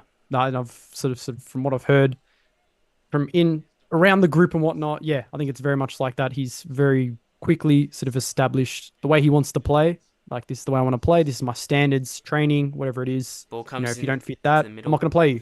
And that's a big reason why we didn't see Daniel Arzani play. Sort of little Chance Duncan comes out and claims different it. reasons. There we go. Jack Duncan. He's commanded his box claims really it. well there. That is FPF curse to a T. He's Absolutely. Absolutely. Matt Olsen, speaking of FPF curses, would you like to apologise to the Australian public real quick? Yeah, Wow. so on the live stream for the Japan game, I decided to speak up about the curse. Well, not the curse, but the streak. And then Japan scored maybe like a minute later. The fact that it So- was an own goal So as typical. well. Like, it was just, you know, Mate, Christian Highland, if you want to Oh, relive those Bramman. streams, you can catch it as Bradman bears down on Good turn. goal and Oh, just goes past the. that was excellent. Was an excellent run from young Bradman there to get in and just goes past the far post. How terrific is that to see from young players? This is What a turn. this What is a the turn. point that I've been making throughout our preseason and off-season conversations about budget and young players coming through. This season will play out like 2021 in the sense that we are just going to see so many kids break out. We're just going to see such an excellent talent. Brantman is certainly someone that's coming to mind now. That is an that turn just to be it, and what is crucial is, like, you know, if you're looking at the fundamentals of football and the way he's supposed to turn as a midfielder, you know, he's for that whole time kept his body between him and the defenders, and that sort of awareness, in those sort of moments, those tight spaces, you know, it's something that we saw Nisbet be good at for the Central Coast last year, something we saw Max Ballard be really, really proficient as. It was something we've seen Adrian Hrustic, the likes of Aaron Moy, be good at for the Socceroos. And those sort of, that sort of technical ability is quite rare to find in a player. As the ball goes through, but it trickles on to Jack Duncan, who can calmly Well, collect. that's something I've sort of been thinking recently, where it's like Australia don't really have any like tall, lanky, like skillful centre-mids. Obviously, we have Jackson Irvine, somewhat fits that mold, but like think of a 6 foot plus sort of very technical midfielder like that. We don't really have that. And I was thinking Brantman, funnily enough, even though he's been playing sort of wing, I know a very natural sort of position he played youth level was probably more as like a 10. So he's one. He's probably my player to watch. Even though DePizio, great talent, I really, really like Brantman. Keep an eye on him. Shannon via Facebook, who the is Matt Olsen? Matt, care to I don't know. respond? Yeah, look, he's been giving me that one for the better part of about 8 or 9 years now. So, yeah, fair play. I don't know who I am either. Look, there was a running gag way back when, funny story about like that era of football internet and football Twitter. There was a gag that there are two Matt Olsons and that they rotate so that Matt Olsen is always online to talk about what's happening in football. That's pretty cool. I gotta say, I don't. I think, is that on the level of Sauce Bottles? Flicking profanities at crowds. I keep bringing it up during the stream because I just think it's the most funniest thing. It's the funniest thing I've ever seen in my life. But two Matt Olsons. I hate that I missed that, by the way, because I would have definitely had some great contributions for PK Liga. Well, as a play stop now, feel free to just chime in with one of your favourites. Well, I mean, I've got to go from the Perth perspective, right? Yeah. I mean, Kenny Lowe, decent fucking bloke, that's and I find Absolutely. I find it funny because he's actually like a really likable person. I don't know if I kind of told the FPF circles, and I certainly would have never stated this publicly. I had a drink with him on grand final night. Like, wow. The Mariners victory That's game elite. last season.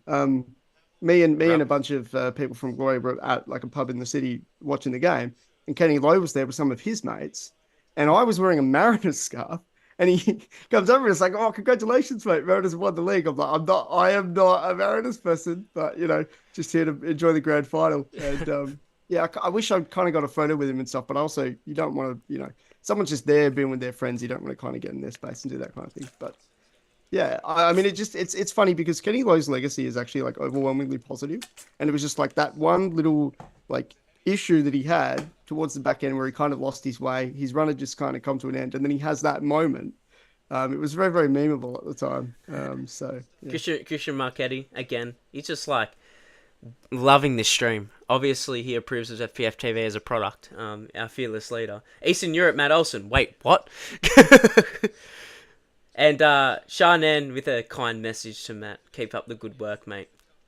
Thanley with a via Facebook as well, saying, what teams do you guys support? As the media moguls we are, we remain unbiased in our approval.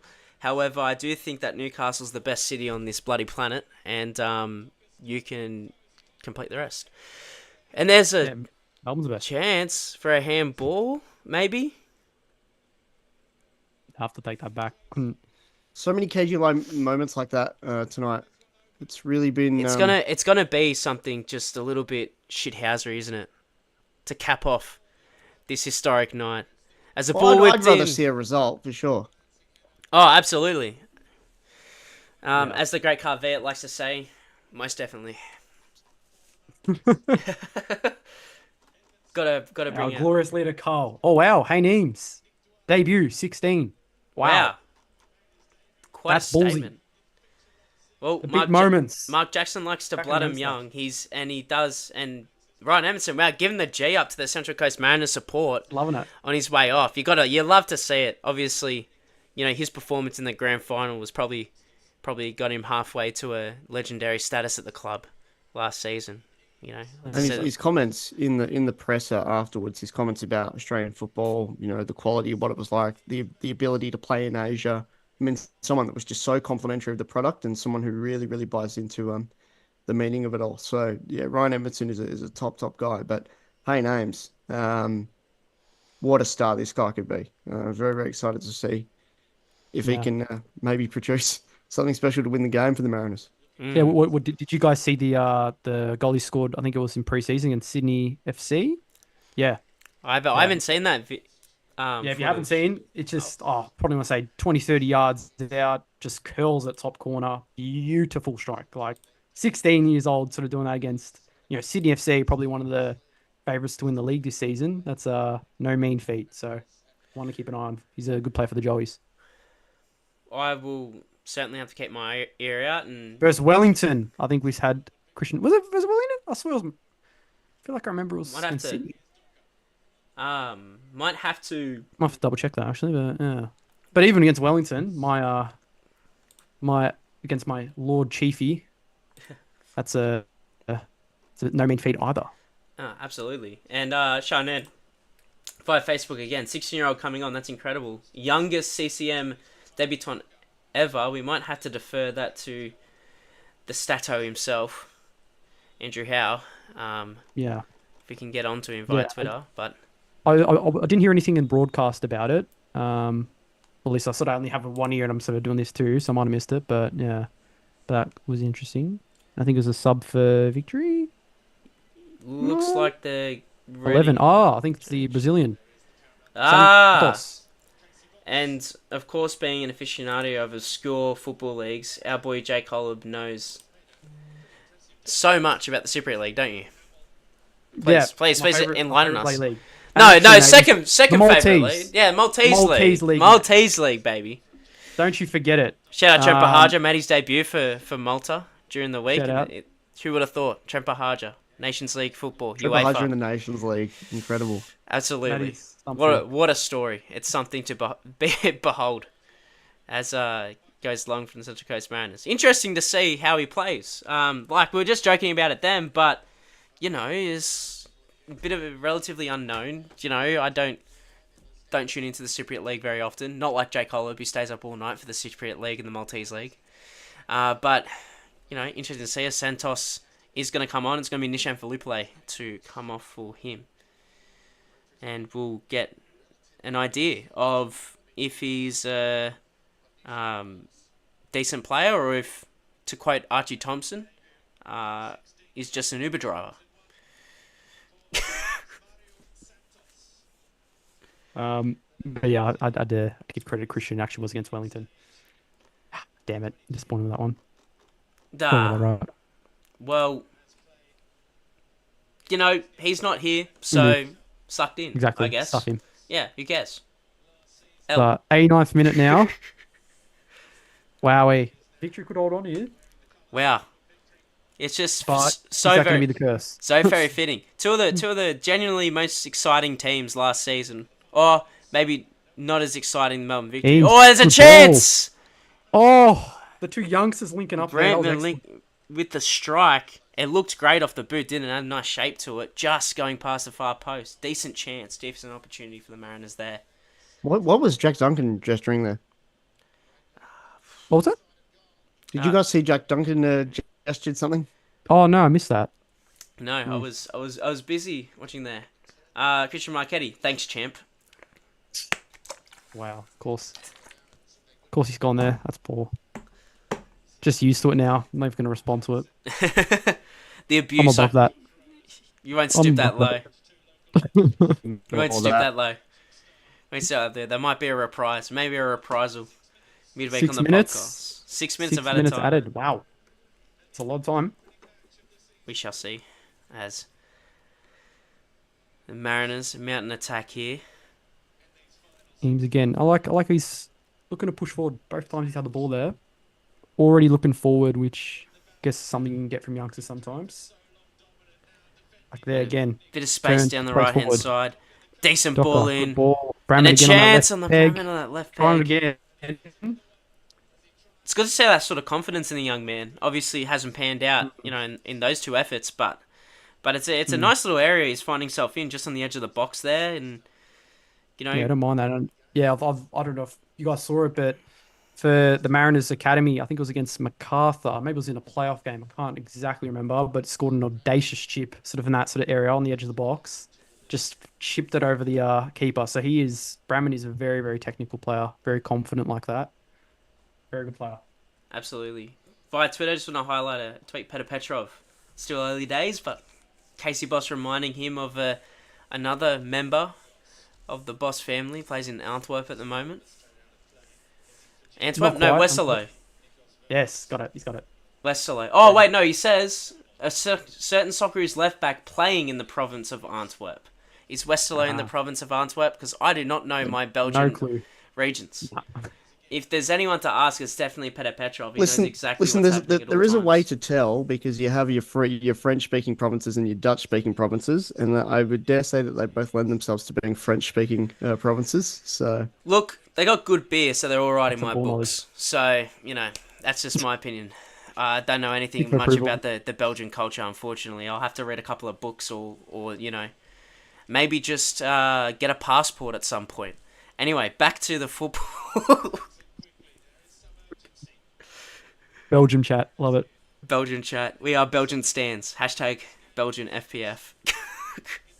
if any Belgian chocolate companies want to come on board as a sponsor, I mean, hey, Yeah, We're absolutely. inviting it. Absolutely. Just send your DMs anywhere. We're everywhere. LinkedIn, Facebook, Instagram, Twitter, Spotify. You can comment on the Spotify. We'll get back to you. We'll make sure of it. Cleared out. It's gonna- Going strong.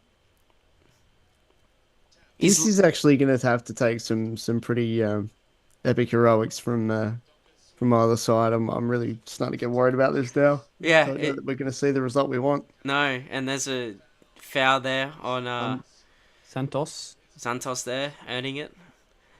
Just Debut. back here. I mean, there's not much going here, so I'll continue the chat. Is Lindt Belgian? Is Lindt chocolate Belgian? Is that Swiss. I'm pretty sure it's Swiss. Swiss? What is is there any notable Belgian chocolate brands?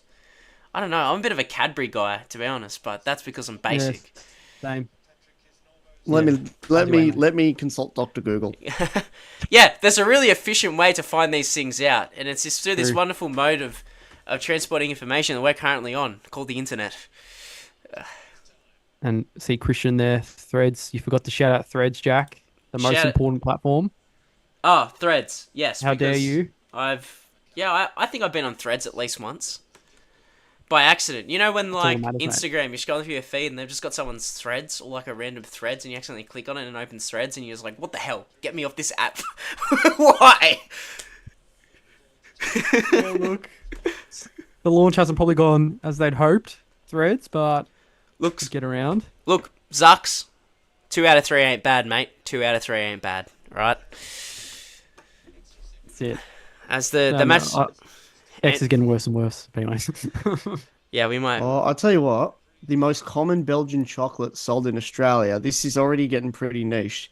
Guy Leanne, do you guys know like those like swirly ones where they mix like the white and dark chocolate together and you get and they're in like seashell Oh, shapes? I know like that, but I'm just like thinking out like a brand. No, Guy Leanne. The Guy Leanne, the company that makes them, are Belgian. Oh, okay. I think I know how it's spelt, and I think I've been pronouncing it go, wrong my Doc. entire life because it doesn't really. So it's obviously not said how it's spelt. Obviously, no. I'm not gonna try. Well, I mean, I'm pretty sure I was pronouncing it wrong, but yeah. Yeah. Yeah, but pretty sure my heart is in Dubbo still. So, and I've never lived there in my entire life. Oh, It's just it's just a thing.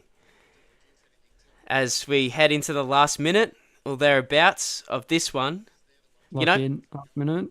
not the most memorable A-League match to kick off round 1 of the 20th season, you have to say. But Still a minute. There's still a minute. you know, It's not ruled out yet, but yeah, probably unlikely. well, we'll have to see how this attack pans out. But you know, Well, it's always good to get on live because we get up to the most random of antics. You know, Matt Olsen sorting out his KFC order live on stream. Belgian chocolate chat. here we go, Santos. It's done all right. Coming on. Lose it there, He's though. losing the ball, and Mariners is probably going to be the last flailing attack. Docker out wide. Mikael Docker looks like he's cramping. knackered. He's gone. He's gone. He's gone. The Mariners are going to have to swing something in here. Probably be the last chance in the match. As the ball enters the box and there's no time. And 0-0. it all is over in Gosford. A 0-0 draw to Chris in the 20th season of the A-League. A grand final rematch that left a little bit to be desired upon in terms of for the neutral. But Melbourne Victory, given they missed a penalty and also conceded a red card, they'd probably be happy with that result. Would you agree, Jake? Yeah, I think, at the end of the day, coming to the game, maybe they'd want more than this, but I think the circumstances considering, see the sending off to Roger Miranda was a big turning point. It could have been with Guerrero too, to be fair, but that was obviously thankfully ruled out by VAR. But yeah, I don't know. I think considering, I'll take it, but you also got to consider the fact that that man right there on the screen right now, Fornaroli, obviously missed that penalty. That's I'll be very disappointed there. Like, I think if you look at the balance of chances, I'm pretty sure VAR should come up soon. But yeah, I think probably XG, I'd expect Victory has probably won that battle. So I don't know, maybe a different day. Victory could have got the 3 points, but I think considering, you take the point. Matt, what stands out to you after that 90 minutes that we've just seen unfold? You know, two teams that were featured in the grand final last season, they begin their 2025 campaigns with a 0-0 draw in the pouring rain on the Central Coast of New South Wales. I think from a Mariners perspective, you know, them being a little bit timid is probably something that a lot of people kind of foresaw. Because I think the one thing you'd take from a Mariners perspective is we know that if anything, they're probably going to decline. I mean, it's impossible not to decline from winning a treble, right? So them being timid, I don't know that there's much to take away from it other than this is what it is, and let's see them kind of grow and adapt into the season. From a Victory perspective, immediately that Bruno and Virgos situation, in terms of being able to get the goals, be a bit productive in terms of, you know, creating from a lot of situations like this will be crucial to their season. But above all else, is this the start of Bruno Fornaroli's decline? What a random question to ponder, but I think it's one of the biggest storylines out of this game. And did you guys know Roger Miranda, who of course collected the red card tonight, has played in the 21-22, 22-23, 23-24, and now 24-25 seasons, and in each season has picked up one or more red cards. He picked up a red card in 21-22, picked up, again, one red card in 22-23, picked up 2 red cards last season, and has now come into the season, you know, nice and early. He's made sure he's met the quota early, which is awesome to see. Well, here's something else to ponder. That's an interesting statistic. Do you think that Roger Miranda had posters of Nigel Bogart in his bedroom as a young child? You know, you think that's who he looked up to? Surely. Well, Absolutely. For those who don't know, Nigel Bogart has the esteemed record of being the highest red card holder in A-League history, which is but he also played like 500 games, so you know, I still think bloody what's his name, Taylor Regan would be up there as one of the toughest blokes in the A-League era. Goats, Dudley boys, Dudley forever.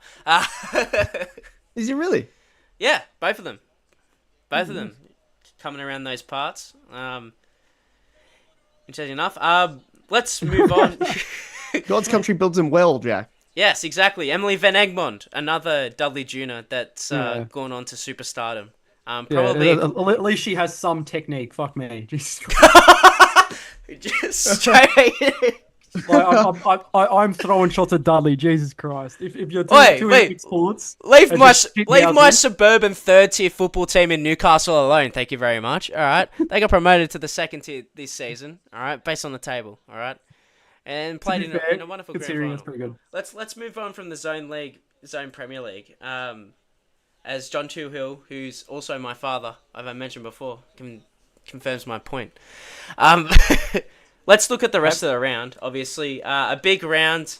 A lot of interesting matches to come up. Of course, the first one tomorrow afternoon looks like it's going to be a sellout, guys, in Auckland. The inaugural match of Auckland FC against the Brisbane Roar, 3 o'clock. Eastern Daylight Savings Time. Of course, if you're in other parts of the country, might not be at that time. Jake, how do you see this one panning out? Obviously, a huge moment in New Zealand football history. Yeah, obviously, again, it's very hard as we haven't seen them play, and it's hard to really predict. But based on their sort of preseason results, they look solid. They look like they will be able to at least put up a fight against Brisbane, for example. I don't know. I think it's going to be simply put out. Corica will put out a side that he thinks could lead them this season, and they have to prove themselves against a crowd that's going to be very, very excited to see them. So I'm really excited to see how that sort of all pans out, that aspect.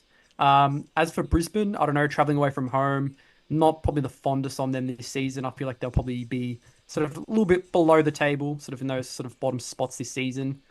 I don't know. I'm not solely or fully convinced on them. So I don't know. I feel like I can expect a Auckland win there.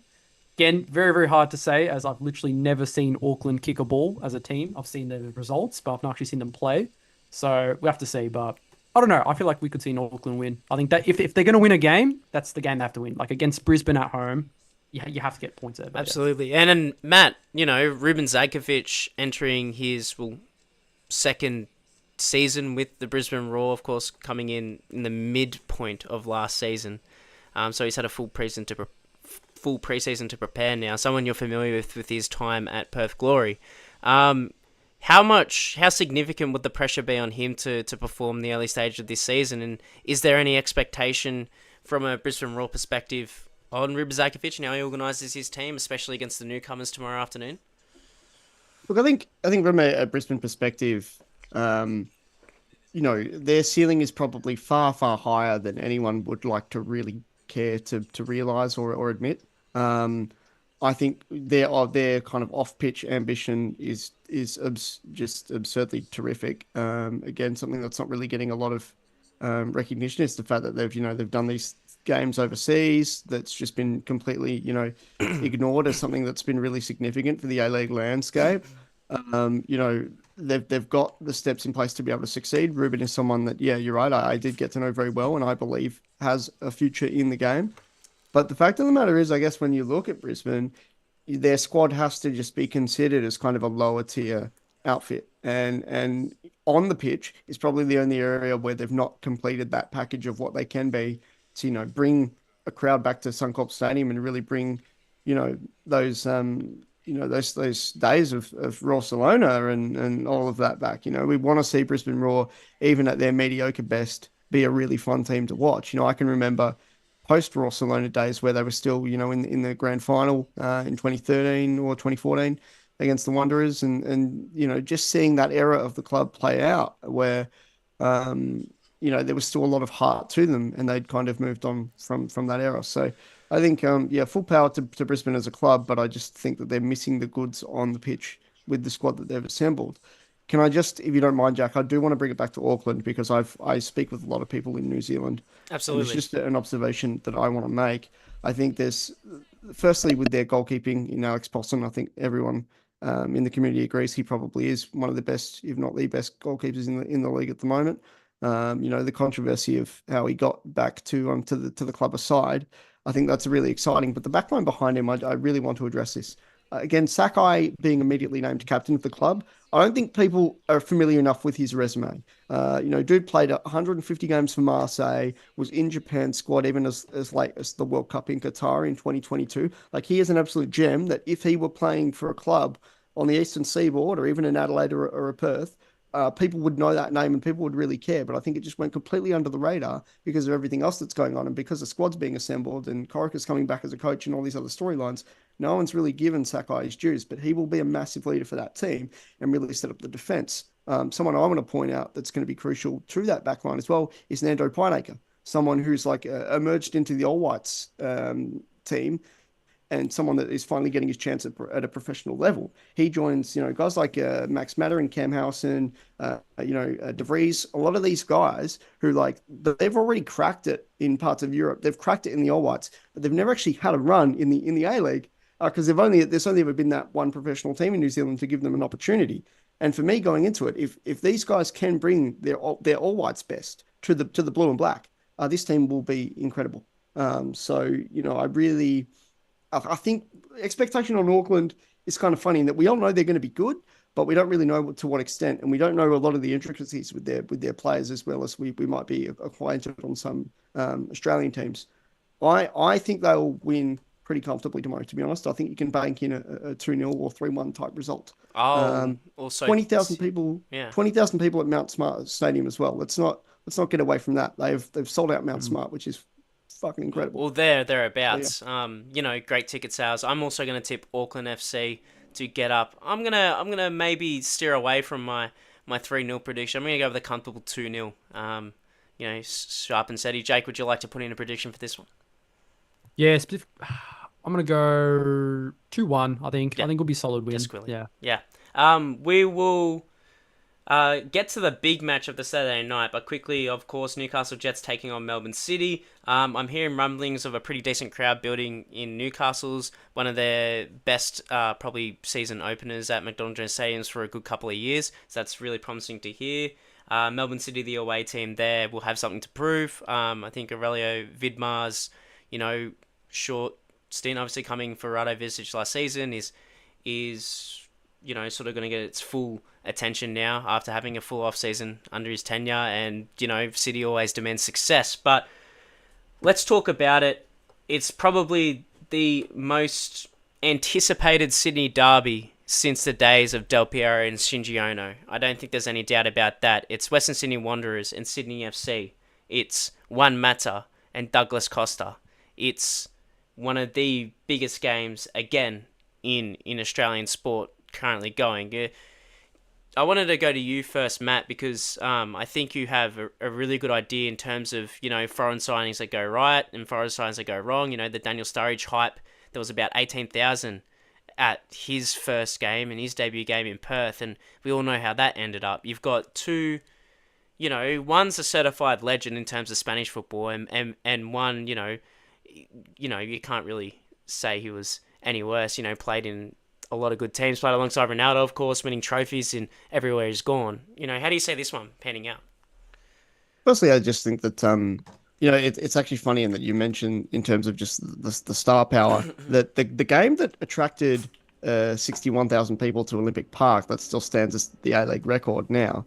It's really funny in that game actually didn't really hold any precedent in terms of either of these clubs' histories. It was actually a pretty weird time in Western Sydney's history, and Sydney were kind of at their best then with any number of names that you kind of roll off. So it's actually funny that you make the comparison with Ono and Del Piero, and that immediately kind of brought me to the whole metrics of how this game's been promoted, how big of a spectacle it actually will be on Sydney tomorrow, and I'm hoping for an extremely massive crowd at CommBank Stadium because it's the kind of venue that it will be rocking to its core, right, for a game of that magnitude.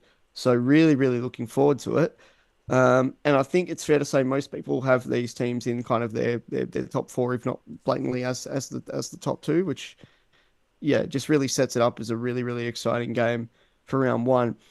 Really, though, the question from how these guys will perform, I think more and more when it comes to a signing like a Douglas Costa in particular, you just see a name that big and you almost get worried. It's almost like the name is too big. And I think with Juan Mata, I think he's been a lot more kind of front facing in what exactly he's wanted, where he's come from, why he left the J League, his dedication to come to a club like the Wanderers that's won the Champions League before. I found it very, very interesting that he went out of his way to mention it. Whereas from Douglas Costa, the immediately kind of aftermath of him signing is he's got an OnlyFans and things like that, and it's kind of like, why is that narrative? Why is that narrative playing out? But yeah, you just hope that they both kind of do fire, and if they make a big impact in round one, then that really kind of sets the seed for it. But Suppose that I just think goes to show that, like, the A-League makes people peak. People don't peak outside of the A-League. no, that's it. That's it. But I think honestly, just comparing the two, I think I'd probably see more potential in Mata just because I think he's spoken more about football for footballing reasons, whereas Costa has done a lot more of the PR spin stuff. But that's no disrespect to him and no disrespect to Sydney, because again, if they get going, which I've tipped them to finish first, spoiler alert, they're going to be a fantastic team to watch, and he'll be a fantastic player to watch. So, Jake, I said the anticipation is building. Of course, Yeah. Matt just highlighted that it was actually the 60,000. The record was set in a sort of a different era, so to speak, to those two marquees. I'll sort of bring it back to the squads and how they've built. I think what's really interesting about Sydney FC side is they've got quite a young defence. How do you think that's going to hold up against, the likes of Milanovic, some of the attacking weapons that Western Sydney Wanderers can unleash at them tomorrow night? I don't know. I think it's good you highlight that in terms of youth, as yeah, obviously some of those players are relatively inexperienced. I think especially Hayden Matthews, who I think is like has the potential to be one of, if not the best defender in the league this season. He is a gun. But at the end of the day, yeah, he's obviously still young, and this is a big, big game. So it's going to be a big moment for a lot of them. Even, for example, Alex Popovic, who is obviously only recently joining the club, and yeah, maybe doesn't have experience sort of in that sort of type of game. Obviously Adelaide have the original rivalry, but yeah, it's a different sort of kettle of fish, that sort of Sydney derby type game. But I don't know. I liked how they've built defensively though. Like for example, Courtney Perkins just looks like he's really sort of elevating as well as a player. Sort of as a left back, he looks really good. Ryan Grant at sort of right back gives a little bit of experience to them. So I don't know. I think defensively they should be okay. I don't know. I'm just interested to see, especially over the season, how they're going to balance the sort of Asian Champions League along with the league. I think it's going to be tough. It's a big ask to get a team sort of play domestically, then fly across Asia to play all sorts of teams. So I don't know, but I don't know. I've liked how they've played so far. Obviously in the Asian Champions League, they've been really, really good. So that they've been proven themselves and been showing why they should be considered favourites. So yeah, but again, and Douglas different kettle of Costa fish. making appearances in the Yeah, he's been good. the Asian Champions League too is bodes good signs for their marquee signing. Any predictions, Jake? What are you gonna look at a scoreline here? Yeah. Man, I don't know. I like the thing is, yeah, form always goes out of the sort of way in these type of games. Obviously, Sydney have been really, really good in the cup. But I don't know. I'm gonna go ahead and say I'm gonna go 1-1. I think it's gonna be a draw. I don't know. I think it's just gonna be a tight draw, but I don't know. I can really see it go either way. I think both teams are gonna be top this season. Matt, any predictions for tomorrow night? yeah, it's the kind of game that has draw written all over it as a pretty safe bet, just because of the unknown of it being round one, the fact that it's a derby, and anything and everything can happen during a derby. Like, let's be honest. So I just hope that if it is, let's say the score will be slightly higher than a 1-1. So let's go with the 2-2. I'm That's it. gonna back in Jake Holub here and also go around 1-1. In terms of the rest of round one's action, of course, Wellington Phoenix will be at home against Western United. Interesting to see how Giancarlo Italiano's team gets back up in the next season, see if they can sustain that success. A narrative that was discussed by Harry Bailey in a recent article that you can check out on frontpagefootball.net. But let's highlight another match, because we do have our Western Australia contributor. I was about to say Western Sydney, but you're a bit further west than that. Macarthur versus Perth Glory, it is going to be in Campbelltown, but you read a really interesting article that was released just a few days ago. In fact, it was released a matter of hours ago, I think. 3 days ago. Yeah, sorry, my bad. Talking to Jared Carluccio about how they're going to go this season, a lot of different aspects of Zrilich coming in, just some interesting narratives coming out of Perth. How do you think that these are sort of going to unfold in round one against Macarthur? Well, I think, the bulk of the conversation is really hard to not drag this off pitch. And what I was kind of going to say while I was commenting on this during the game is, just for me personally as a journalist, it's the most complete kind of off season and preseason that I've spent in the embrace of the team and the organization and the people around it. And that was an absolute treat for me to go and have the, experience that I had down with them in Bunbury. Because I got to speak to everyone really about what the organization's been through. I even, saw their NPL relegation race. I mean, it's been a really, really full on off season, and all of this is for the better. You speak, to the fans renewing their membership all the way up to the bloody Pellegra group. Everyone is certain that this is a team that's on the up. Everyone is certain that this is an organization that just feels better. Like it's hard to explain. People just get it. They just feel the vibe that they know they weren't feeling 12 months ago. And that's no disrespect to the people that were involved in the respective regime. I mean, Alan Stajic is someone that we all kind of wish for a lot of success at the Western Sydney Wanderers. But there's also something I pointed out, elsewhere, outside of kind of FPF circles that I really want to kind of hone in on because I believe it's really true. When people talk about, a rebuild, I think the concept of a rebuild doesn't necessarily exist in the A League as much as a restructuring does, because our clubs ultimately always start from a blank slate. They start with the salary cap, they start on an even footing to literally everyone else. So when a team is down and out like Perth Glory have been for the last half a kind of decade at this point. When you look at Newcastle Jets with their issues, when you look at Brisbane, what these clubs need to do is restructure. So all of those steps have been put in place, and with someone bringing experience from Europe and the US and all these different places where he's been, someone that admittedly told me, to my face that the journey was never about the goal of being a senior manager. The journey was about accumulating experience and bringing all of that experience into a place where the time was right. David Zrulich has chosen that this time is the right time to be a senior manager. What does that say about his faith in the project? What does it say about the people that are around him? That good vibe is what's dragging the team forward. And I can just say from the bottom of my heart, you won't get a Perth Glory team that might be at their best, but you will get a Perth Glory team that gives it their all and gets far better results week in, week out. So, it all starts now in Sydney. The one thing David said midweek as well is that he's already picked the 11. So he's not revealed details about it, but he has a starting 11 in mind, given injuries and everything else that he knows he wants to start with. And that's, again, probably a sign of confidence that he's picked the team so early to go out and hopefully get a bit of success on the board. Absolutely. And Jake, we watched a bit of MacArthur in our test streams, throughout the Australia Cup whilst we we're, testing the format of PF TV and all that sort of stuff. So we quite know well, of course, the narrative here, big narrative is Australia Cup champions, but can they back it up in the league throughout an entire season?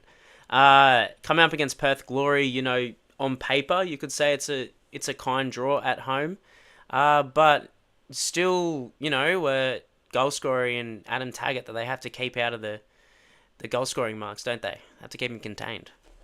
Yeah, well, it's an interesting matchup for MacArthur. A lot of their Australia Cup run, I'd say, really suits the way they like to play, funnily enough, which might sound a bit crazy, sort of having 3 games played in a row in Melbourne, obviously against some good NPL sides, and obviously finally against Victory. But I think that's because that, like I said, suits the way they play. They like to sort of sit back, contain pressure, and hit on the counter attack with speed. That was their game style, the way they like to play, and it won them, the Australia Cup once again. So, if anything, this Perth Glory game poses an interesting question because it's like, what are you going to do now?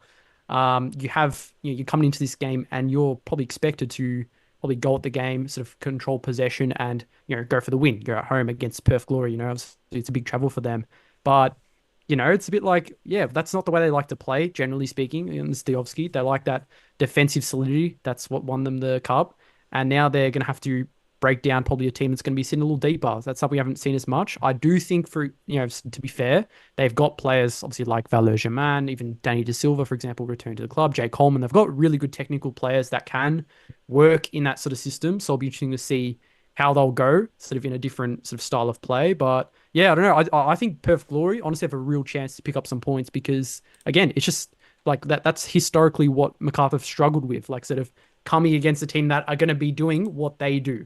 best, if that makes any sense. Sitting back and defending. If you can just go to MacArthur and defend, like it makes it tough for him. So I don't know. I think Perth have got a real chance to sort of start off strong, especially for their sort of high pressing system with Sadrilic. It'll be interesting to see how that sort of plays out. Yeah. Well, any score predictions for this one, Matt? I'll go to you first. What are you gonna predict? Anything? Is it too hard? Is it too hard basket for It you? is. It's mentally very difficult having witnessed it all come together for the last 4 months. No, I don't actually think I can do it. But I will.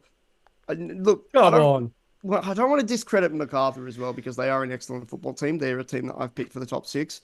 But I just know that the Abdul Faisals of the world are going to break in and just hit the ground running. Um, let's go with a pretty comfortable 1-1. Jake, Fair enough. what would you like to put on this one? Yeah, I'm gonna go slightly bold. Say 2-1 Perth Glory. I think they're gonna get the win. I think they're gonna surprise some faces and yeah, sort of maybe put an end to MacArthur's sort of good times after the cup win. Well, they also have a terrible record at Campbelltown Stadium. Glory have yet to win at Hmm. Campbelltown Stadium, and every time they've gone there, there's been a flicker of moments. I remember David Williams had a really, really good game there last season. But yeah, MacArthur have actually either comfortably taken the lead and drawn the game, or just completely wiped the floor with Glory. So it'll be historically a very interesting one to look at. Well, I'm gonna take the Perth Glory at 3-1.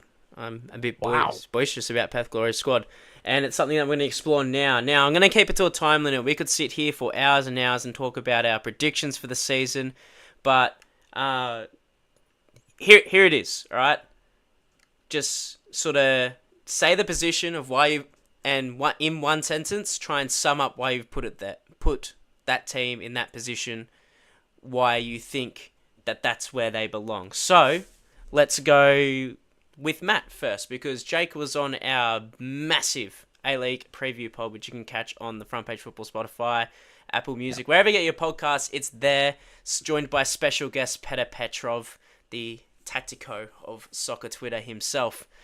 So I'll go to Matt first. Matt, who have you got? Yeah, so as I said earlier, I've split the league table into about five different pots of teams, I guess you could say. So starting with the bottom three, and I don't know if you guys want to kind of have a back and forward and structure this better, but I'll start with my bottom three. I've called these teams, they have good talent, but there's no X factor that can actually, take them to another level. That would be Newcastle, Western, and Brisbane. Again, with Brisbane, I think they're doing everything right off the pitch, but to be fair, so are Western. And the squads that they've dished up recently have really struggled to inspire. With Newcastle again, I'm looking at someone like Vidic, Jack, that you'll know is someone that's really exciting. But again, when we look at the Grimaldis for Western, these types of players, there's just not enough of them on the pitch to really get any of those teams cooking. So yeah, I've kind of started off with that. Do you want me to continue or Yeah, just keep any? going all the way up the table and Keep going. All right, no yeah. worries. The next group I've kind of called, not inconsistent, but I don't think there's been enough change for me to be confident in them, and that would be Adelaide and Melbourne City in particular. Melbourne City, I feel like for a club of their ambition, when you've come from a history of coaches like Warren Joyce and Eric Mumba, the kind of the goal to keep Aurelio Vidmar, and don't get me wrong, he's a veteran of coaching. And he did have some high spots there. I mean, let's not forget, did they pull a 7-0 and an 8-0, in consecutive games out? So, I mean, we know what they can be capable of, but I just don't actually see where any of the ambition and the drive to actually make a squad that is just like extremely good on paper, like what Victory and the Wanderers and Sydney have done, and even the Mariners in recent seasons where they know where their strengths have been. City City have some players that are very good, but there's also just a question about their age and their fitness levels and things like that. I mean, Andrew Naboo comes to mind as someone that could be spending half the season on the sidelines. We don't know where Matthew Leckie's fitness is at, and there's too many questions around that for me to really bank on City. So I don't know if I put them ninth. I don't know if that's actually considered controversial or not, but yeah, I'd say that's my first kind of big call. Absolutely, and further up into sort of the mid-table teams, maybe teams that are challenging for finals.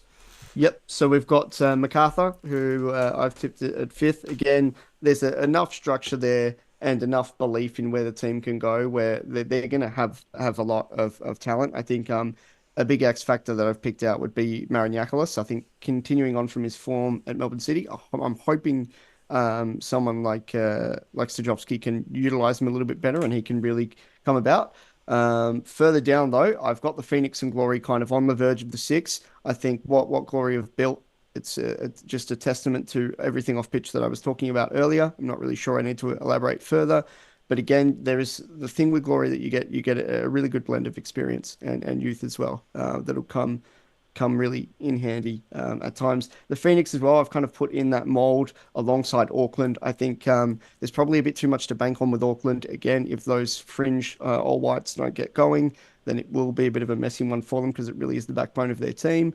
And for the Phoenix, maybe some people still consider them to be that top tier team, but I just think that what made them what they were really relied on someone like Oscar Zavada to get a lot of goals on the board. Boston Arcraev's gone to the Wanderers, just players that they relied on that aren't there anymore. So yeah, just a bit of a pack there with the New Zealand squads, and then the two teams playing on Sunday. My top four then. Boys, I've got the Mariners in fourth. I think they're still a very good team. I think they'll rebuild on from tonight, no problem. And then, of course, my top three, I think it's already been pretty much revealed at this point. The Wanderers, the only question I think would be whether Alan Stajic can actually deal with the pressure, because look at the jobs that he's come from. He's come from the Mariners, where they had basically restructured everything, relying on youth. He's come from Glory, where he didn't have money to buy players, and it was just a write-off from day dot. So to now come to a men's football team with all of that pressure on him, kind of untested. So that's probably the only question mark. Victory, again, you sort out the Virgos and Bruno Fornaroli problem, and you should eventually cook into a very good team. Enough talent there. And Sydney FC are my premiers. So relying heavily on the likes of maybe a Douglas Costa, but also with Ufi Tale kind of building the project that he's built, a very solid young core within that team, and reliable heads as well that will make them easily one of the best, and a team that's dominated the off-season talk as well. Absolutely. And Jake, we'll get you to go just however you've sectioned out your positions, but because you featured on our podcast, you're on time constraints, buddy. So you better get through them quick. I'm gonna crack the whip on you. I won't up too much. I've already just gone. I've changed it up a little bit from my from the actual predictions I put in, because I don't know. It's so hard to predict this league. I just had to change it. Revisionist history is coming back out. Christian Exactly. Marchetti might be a bit dirty on this. Most importantly, I did it before. As long as it's before the kickoff, I think that's fine. Surely. But anyways, Brisbane Roar, I still have bottom. Like sort of some of the stuff they're doing, but again, I don't know. I'm just not fond of them. Just not getting the vibes there. Next one, Matt might hate me for this, but Perth, I have second bottom, which might seem really controversial. I really, really love David Drillich. I really like the project, but I just think it's just going to take some time to get going. I think it's going to be a first season of, I don't know, some ups and downs. I think they're going to especially struggle, obviously, away from home. It's been a thing that have struggled with in the past, but I don't know. I think it's probably a season of building for Perth Glory. A lot of youngsters in the squad that'll at least be good to watch. Western United I have next. Again, pretty similar there. Just, I don't know, very young squad. Got some good players here and there. Obviously, Matthew Grimaldi. Glad you touched on him. I'm a big fan of him. But yeah, again, I just can't see them really pushing for finals. Newcastle Jets, I actually think will do relatively well. I don't know. I really like Robert Stanton. I like the way they're playing. I like the way that they're sort of building their squad from those, I don't know, players that maybe, I don't know, haven't really got a chance elsewhere that's sort of getting them there. Eli Adams, for example, I think is a player that could actually be really good for the Jets this season if he gets a good chance. But yeah, I don't know. But I think Jets will be like us. Like I sort of have it like Matt, where I think those sort of teams there, I think are sort of their own sort of category. Just I can't see finals for any of them, but I think we'll sort of interchange. I don't know. Adelaide have in ninth. I think they're like very similar. They always have a very youthful squad, but they have experience sort of making those final spots, and I think they can if all goes well. I think they've got like the best, probably the best young talents in the league.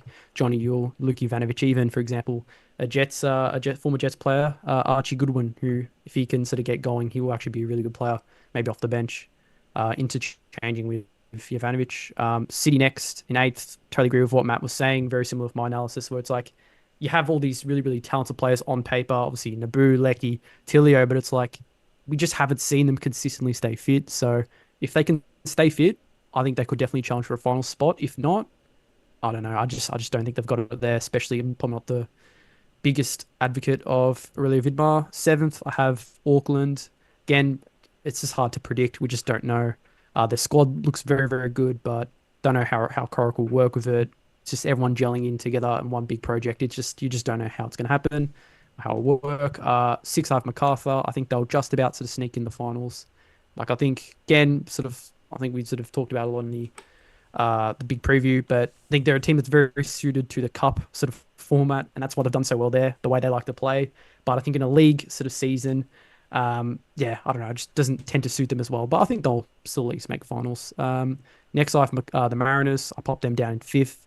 I don't know. I think again, it's so hard to know of them. Like they had such a big loss, so it's like based on that. If you look in their squad right now, it's like it's probably one of, if not the worst in the league. Like if you really look at sort of the players and sort of their sort of past histories and whatnot, but it's like they just have some magic there. Obviously, Mark Jackson's an excellent coach, and they've so consistently proven like they're going to be a team that will compete no matter what. And to be fair, like I think grabbing a point for them today was only a solid result considering I know they're probably not the best at the moment. So you'll take the point. I think both teams actually, funnily enough, just take the point there. But yeah, I know. I think they'll make finals, but I don't know if they'll win the premiership for a third time straight. The Wanderers next. Yeah, I really like their sort of how they've built their squad's just ridiculously good. Even like someone like James Temelkovsky is like the third choice striker right now. It seems it's bloody ridiculous. Like they are very, very deep. So I just think it's too much quality for them not make finals. But we'll have to see how Stadgy works with them. Sydney next.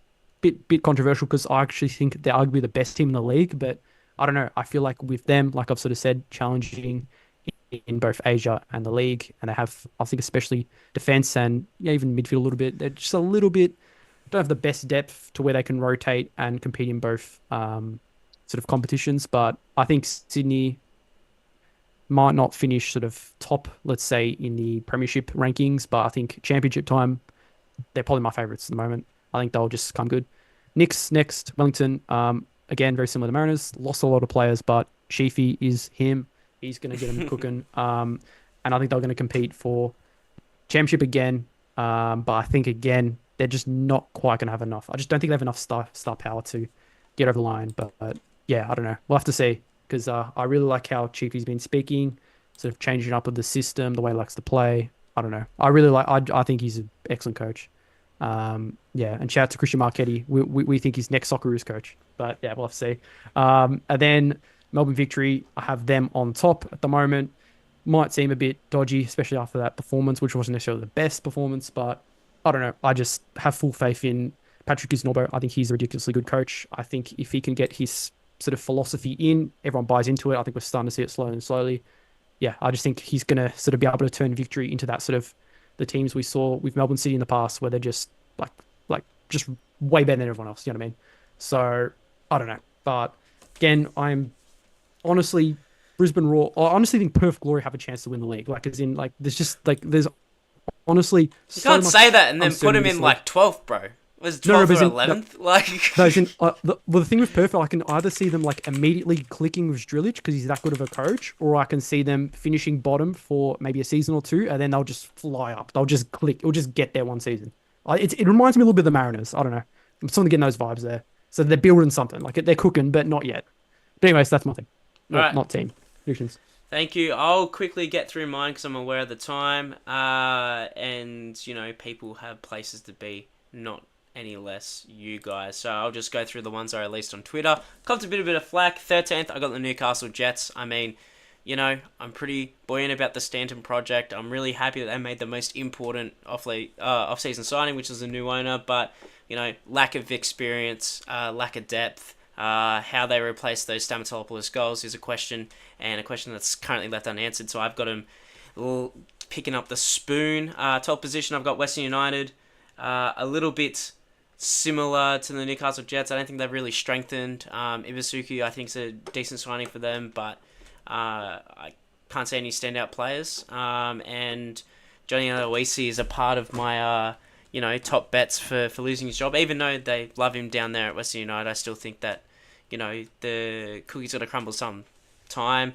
this is going to be a little bit controversial. I've got MacArthur sitting in 11th. After winning the Australia Cup. Yeah, I know, right? I thought it was going to be controversial. I wasn't really I wasn't really convinced about like the style they play. I still think that Philip Curto, even in the Oz Cup, even in against some opposition, right, that weren't quite up to the quality. Like you got your Oakley Cannons and stuff like that. Like he still was a big factor in those games.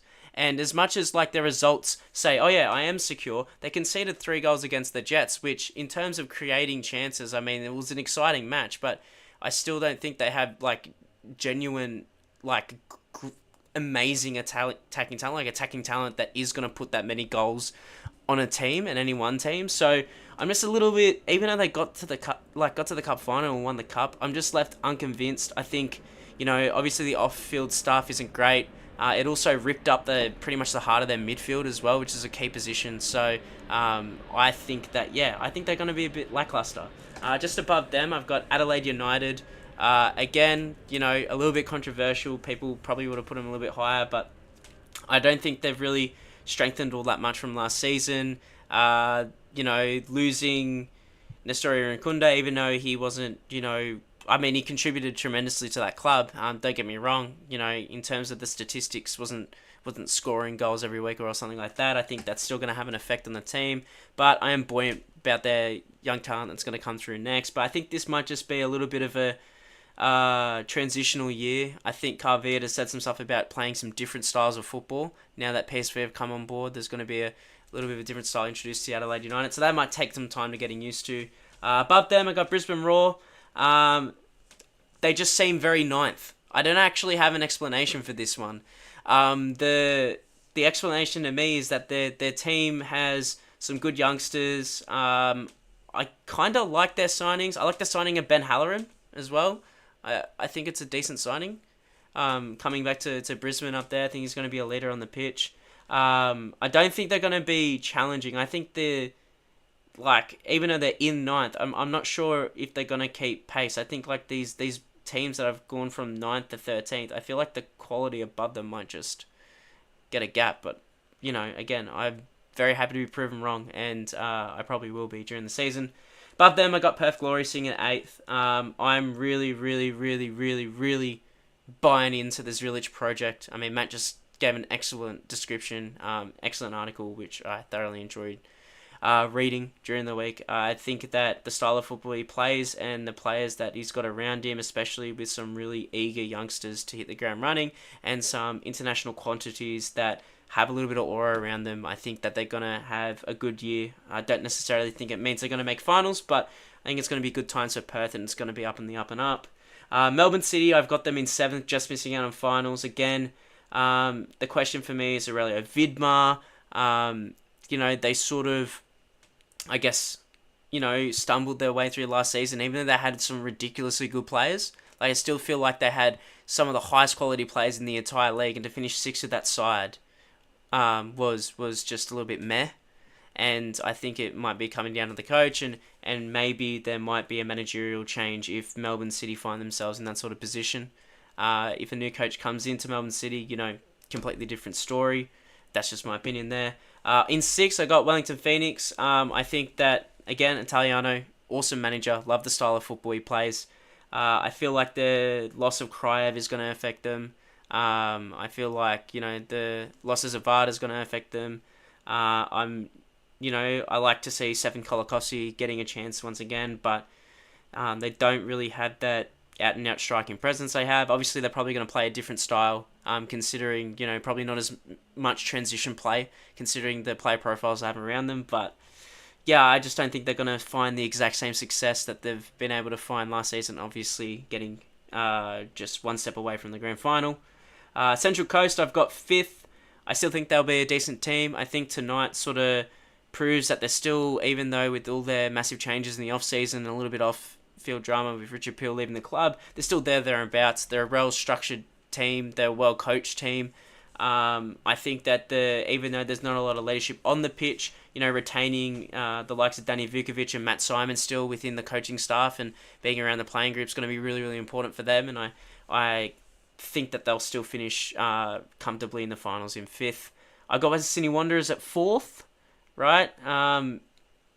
Again, considering the team that I put above them might be a bit controversial, but I feel that Western Sydney Wanderers again have added some really key pieces. Obviously, one matters, the headliner there, but I think the addition of Karaev is an awesome signing. The extension of Milanovic is going to get them a bit buoyant. The likes of, sort of Brendan Borello coming back off a probably, inconsistent season for him last year after having a really good first season back at the in the A-League with the Wanderers. I think they're going to trouble some teams, and a top 4 finish for them seems likely. This is probably the most controversial one. You think I was controversial before putting MacArthur 11. I've got Auckland at 3rd. I got them top 4. I think that they've got a decent defense, and I think that's where it's going to be built. Like, that's where it's going to be. Hiroki Sakai, Scott Galloway, players like Francis de Vries, I quite rate him, and Dan Hall from Central Coast Mariners. Callan Elliott coming back into the A-League after last playing for the Wellington Phoenix. I think it's going to be built on defense. Obviously, Corica teams are built on defense, so I think that just the player profiles he's got in the defense is going to make them very secure. Not the least to Alex Paulson being in goals. So they're not going to leak as many goals. And when you don't leak goals, you can often get on the transition and attack, and I think that's how they're going to do it. Transitional football. I really quite believe that. I love to see Cameron Howison getting a chance in the A-League. I think that's been one of those players that just have been missed for, a decent amount of time, sort of in the Australian Professional League. Jake Brimmer is going to be a focal point in that midfield as well. I'm excited to see if he can get his career back on track. I know there's a lot of unknown quantities in the rest of the squad. Probably the biggest one is up front. Max Mata, again, local signing. See if Guillermo May is going to make an impact. Joe Champness coming back to Australia after, having that stint that went horribly over in Turkey, with wage theft and all that sort of stuff like that. But I'm just, I don't know why. I seriously cannot explain it from a statistical point of view because we haven't seen enough of Auckland to know, but I think that the player profiles they got around with the solid relatively solid defense and players that can get out in transition and do have some technical ability, I feel like they're going to trouble some teams, but it's going to be a very blunt instrument. That's my prediction for Auckland FC and the way they're going to do it. Second position, I've got Sydney FC. I mean, it's a toss-up between either 1 and 2. That sort of reveals that I've got Victory finished as premiers, but I'll stick to Sydney FC. Good squad. The only thing that gets me a little bit unnerving is, apart from Ryan Grant and Andrew Redmayne, just at the back, they're a little bit light on experience. I mean, if you're good enough, you're old enough. That's the saying here, and Hayden Matthews definitely good enough. You've got, like Jake was saying, Jordan Courtney-Perkins, who's really sort of rejuvenated his career as well. Intrigue there. I just think that there's going to be a few times where that inexperience might take a hold in their defensive line, and it might lead to them leaking a few little results that will keep them in second place. But still, really excited for the prospects. I think their imports are wonderful, and I want to see how that plays out. And then Melbourne Victory, I just think they have the best squad all round, depth-wise. Probably the only area that they're not quite as deep is in the midfield. But, seeing them tonight, apart from where it sort of all fell apart with the missed penalty and then the red card in the second half, I still think that will be there and thereabouts, and they're my premiers for the season 2024-25. All right, that's a pretty long stream. I think we've done pretty well. Got through a game of football. It was a lot of fun. Do you guys agree? I'm knackered. Yeah, I mean, I'm just keen. I'm just so keen to just be a bit of a lazy bum and enjoy some football tomorrow.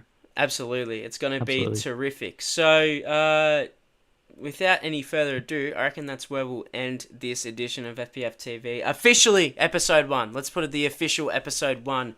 We're not sure when we'll be back, but please keep tuned to our Instagram, Facebook, Twitter, Threads. Yes, I said it, Christian. I said it. All right, just leave me alone. LinkedIn. Obviously, check out the podcast on Spotify and wherever else you get your podcast, and be sure to visit frontpagefootball.net. Matt, Jake, it's been a pleasure, and to the viewers, it's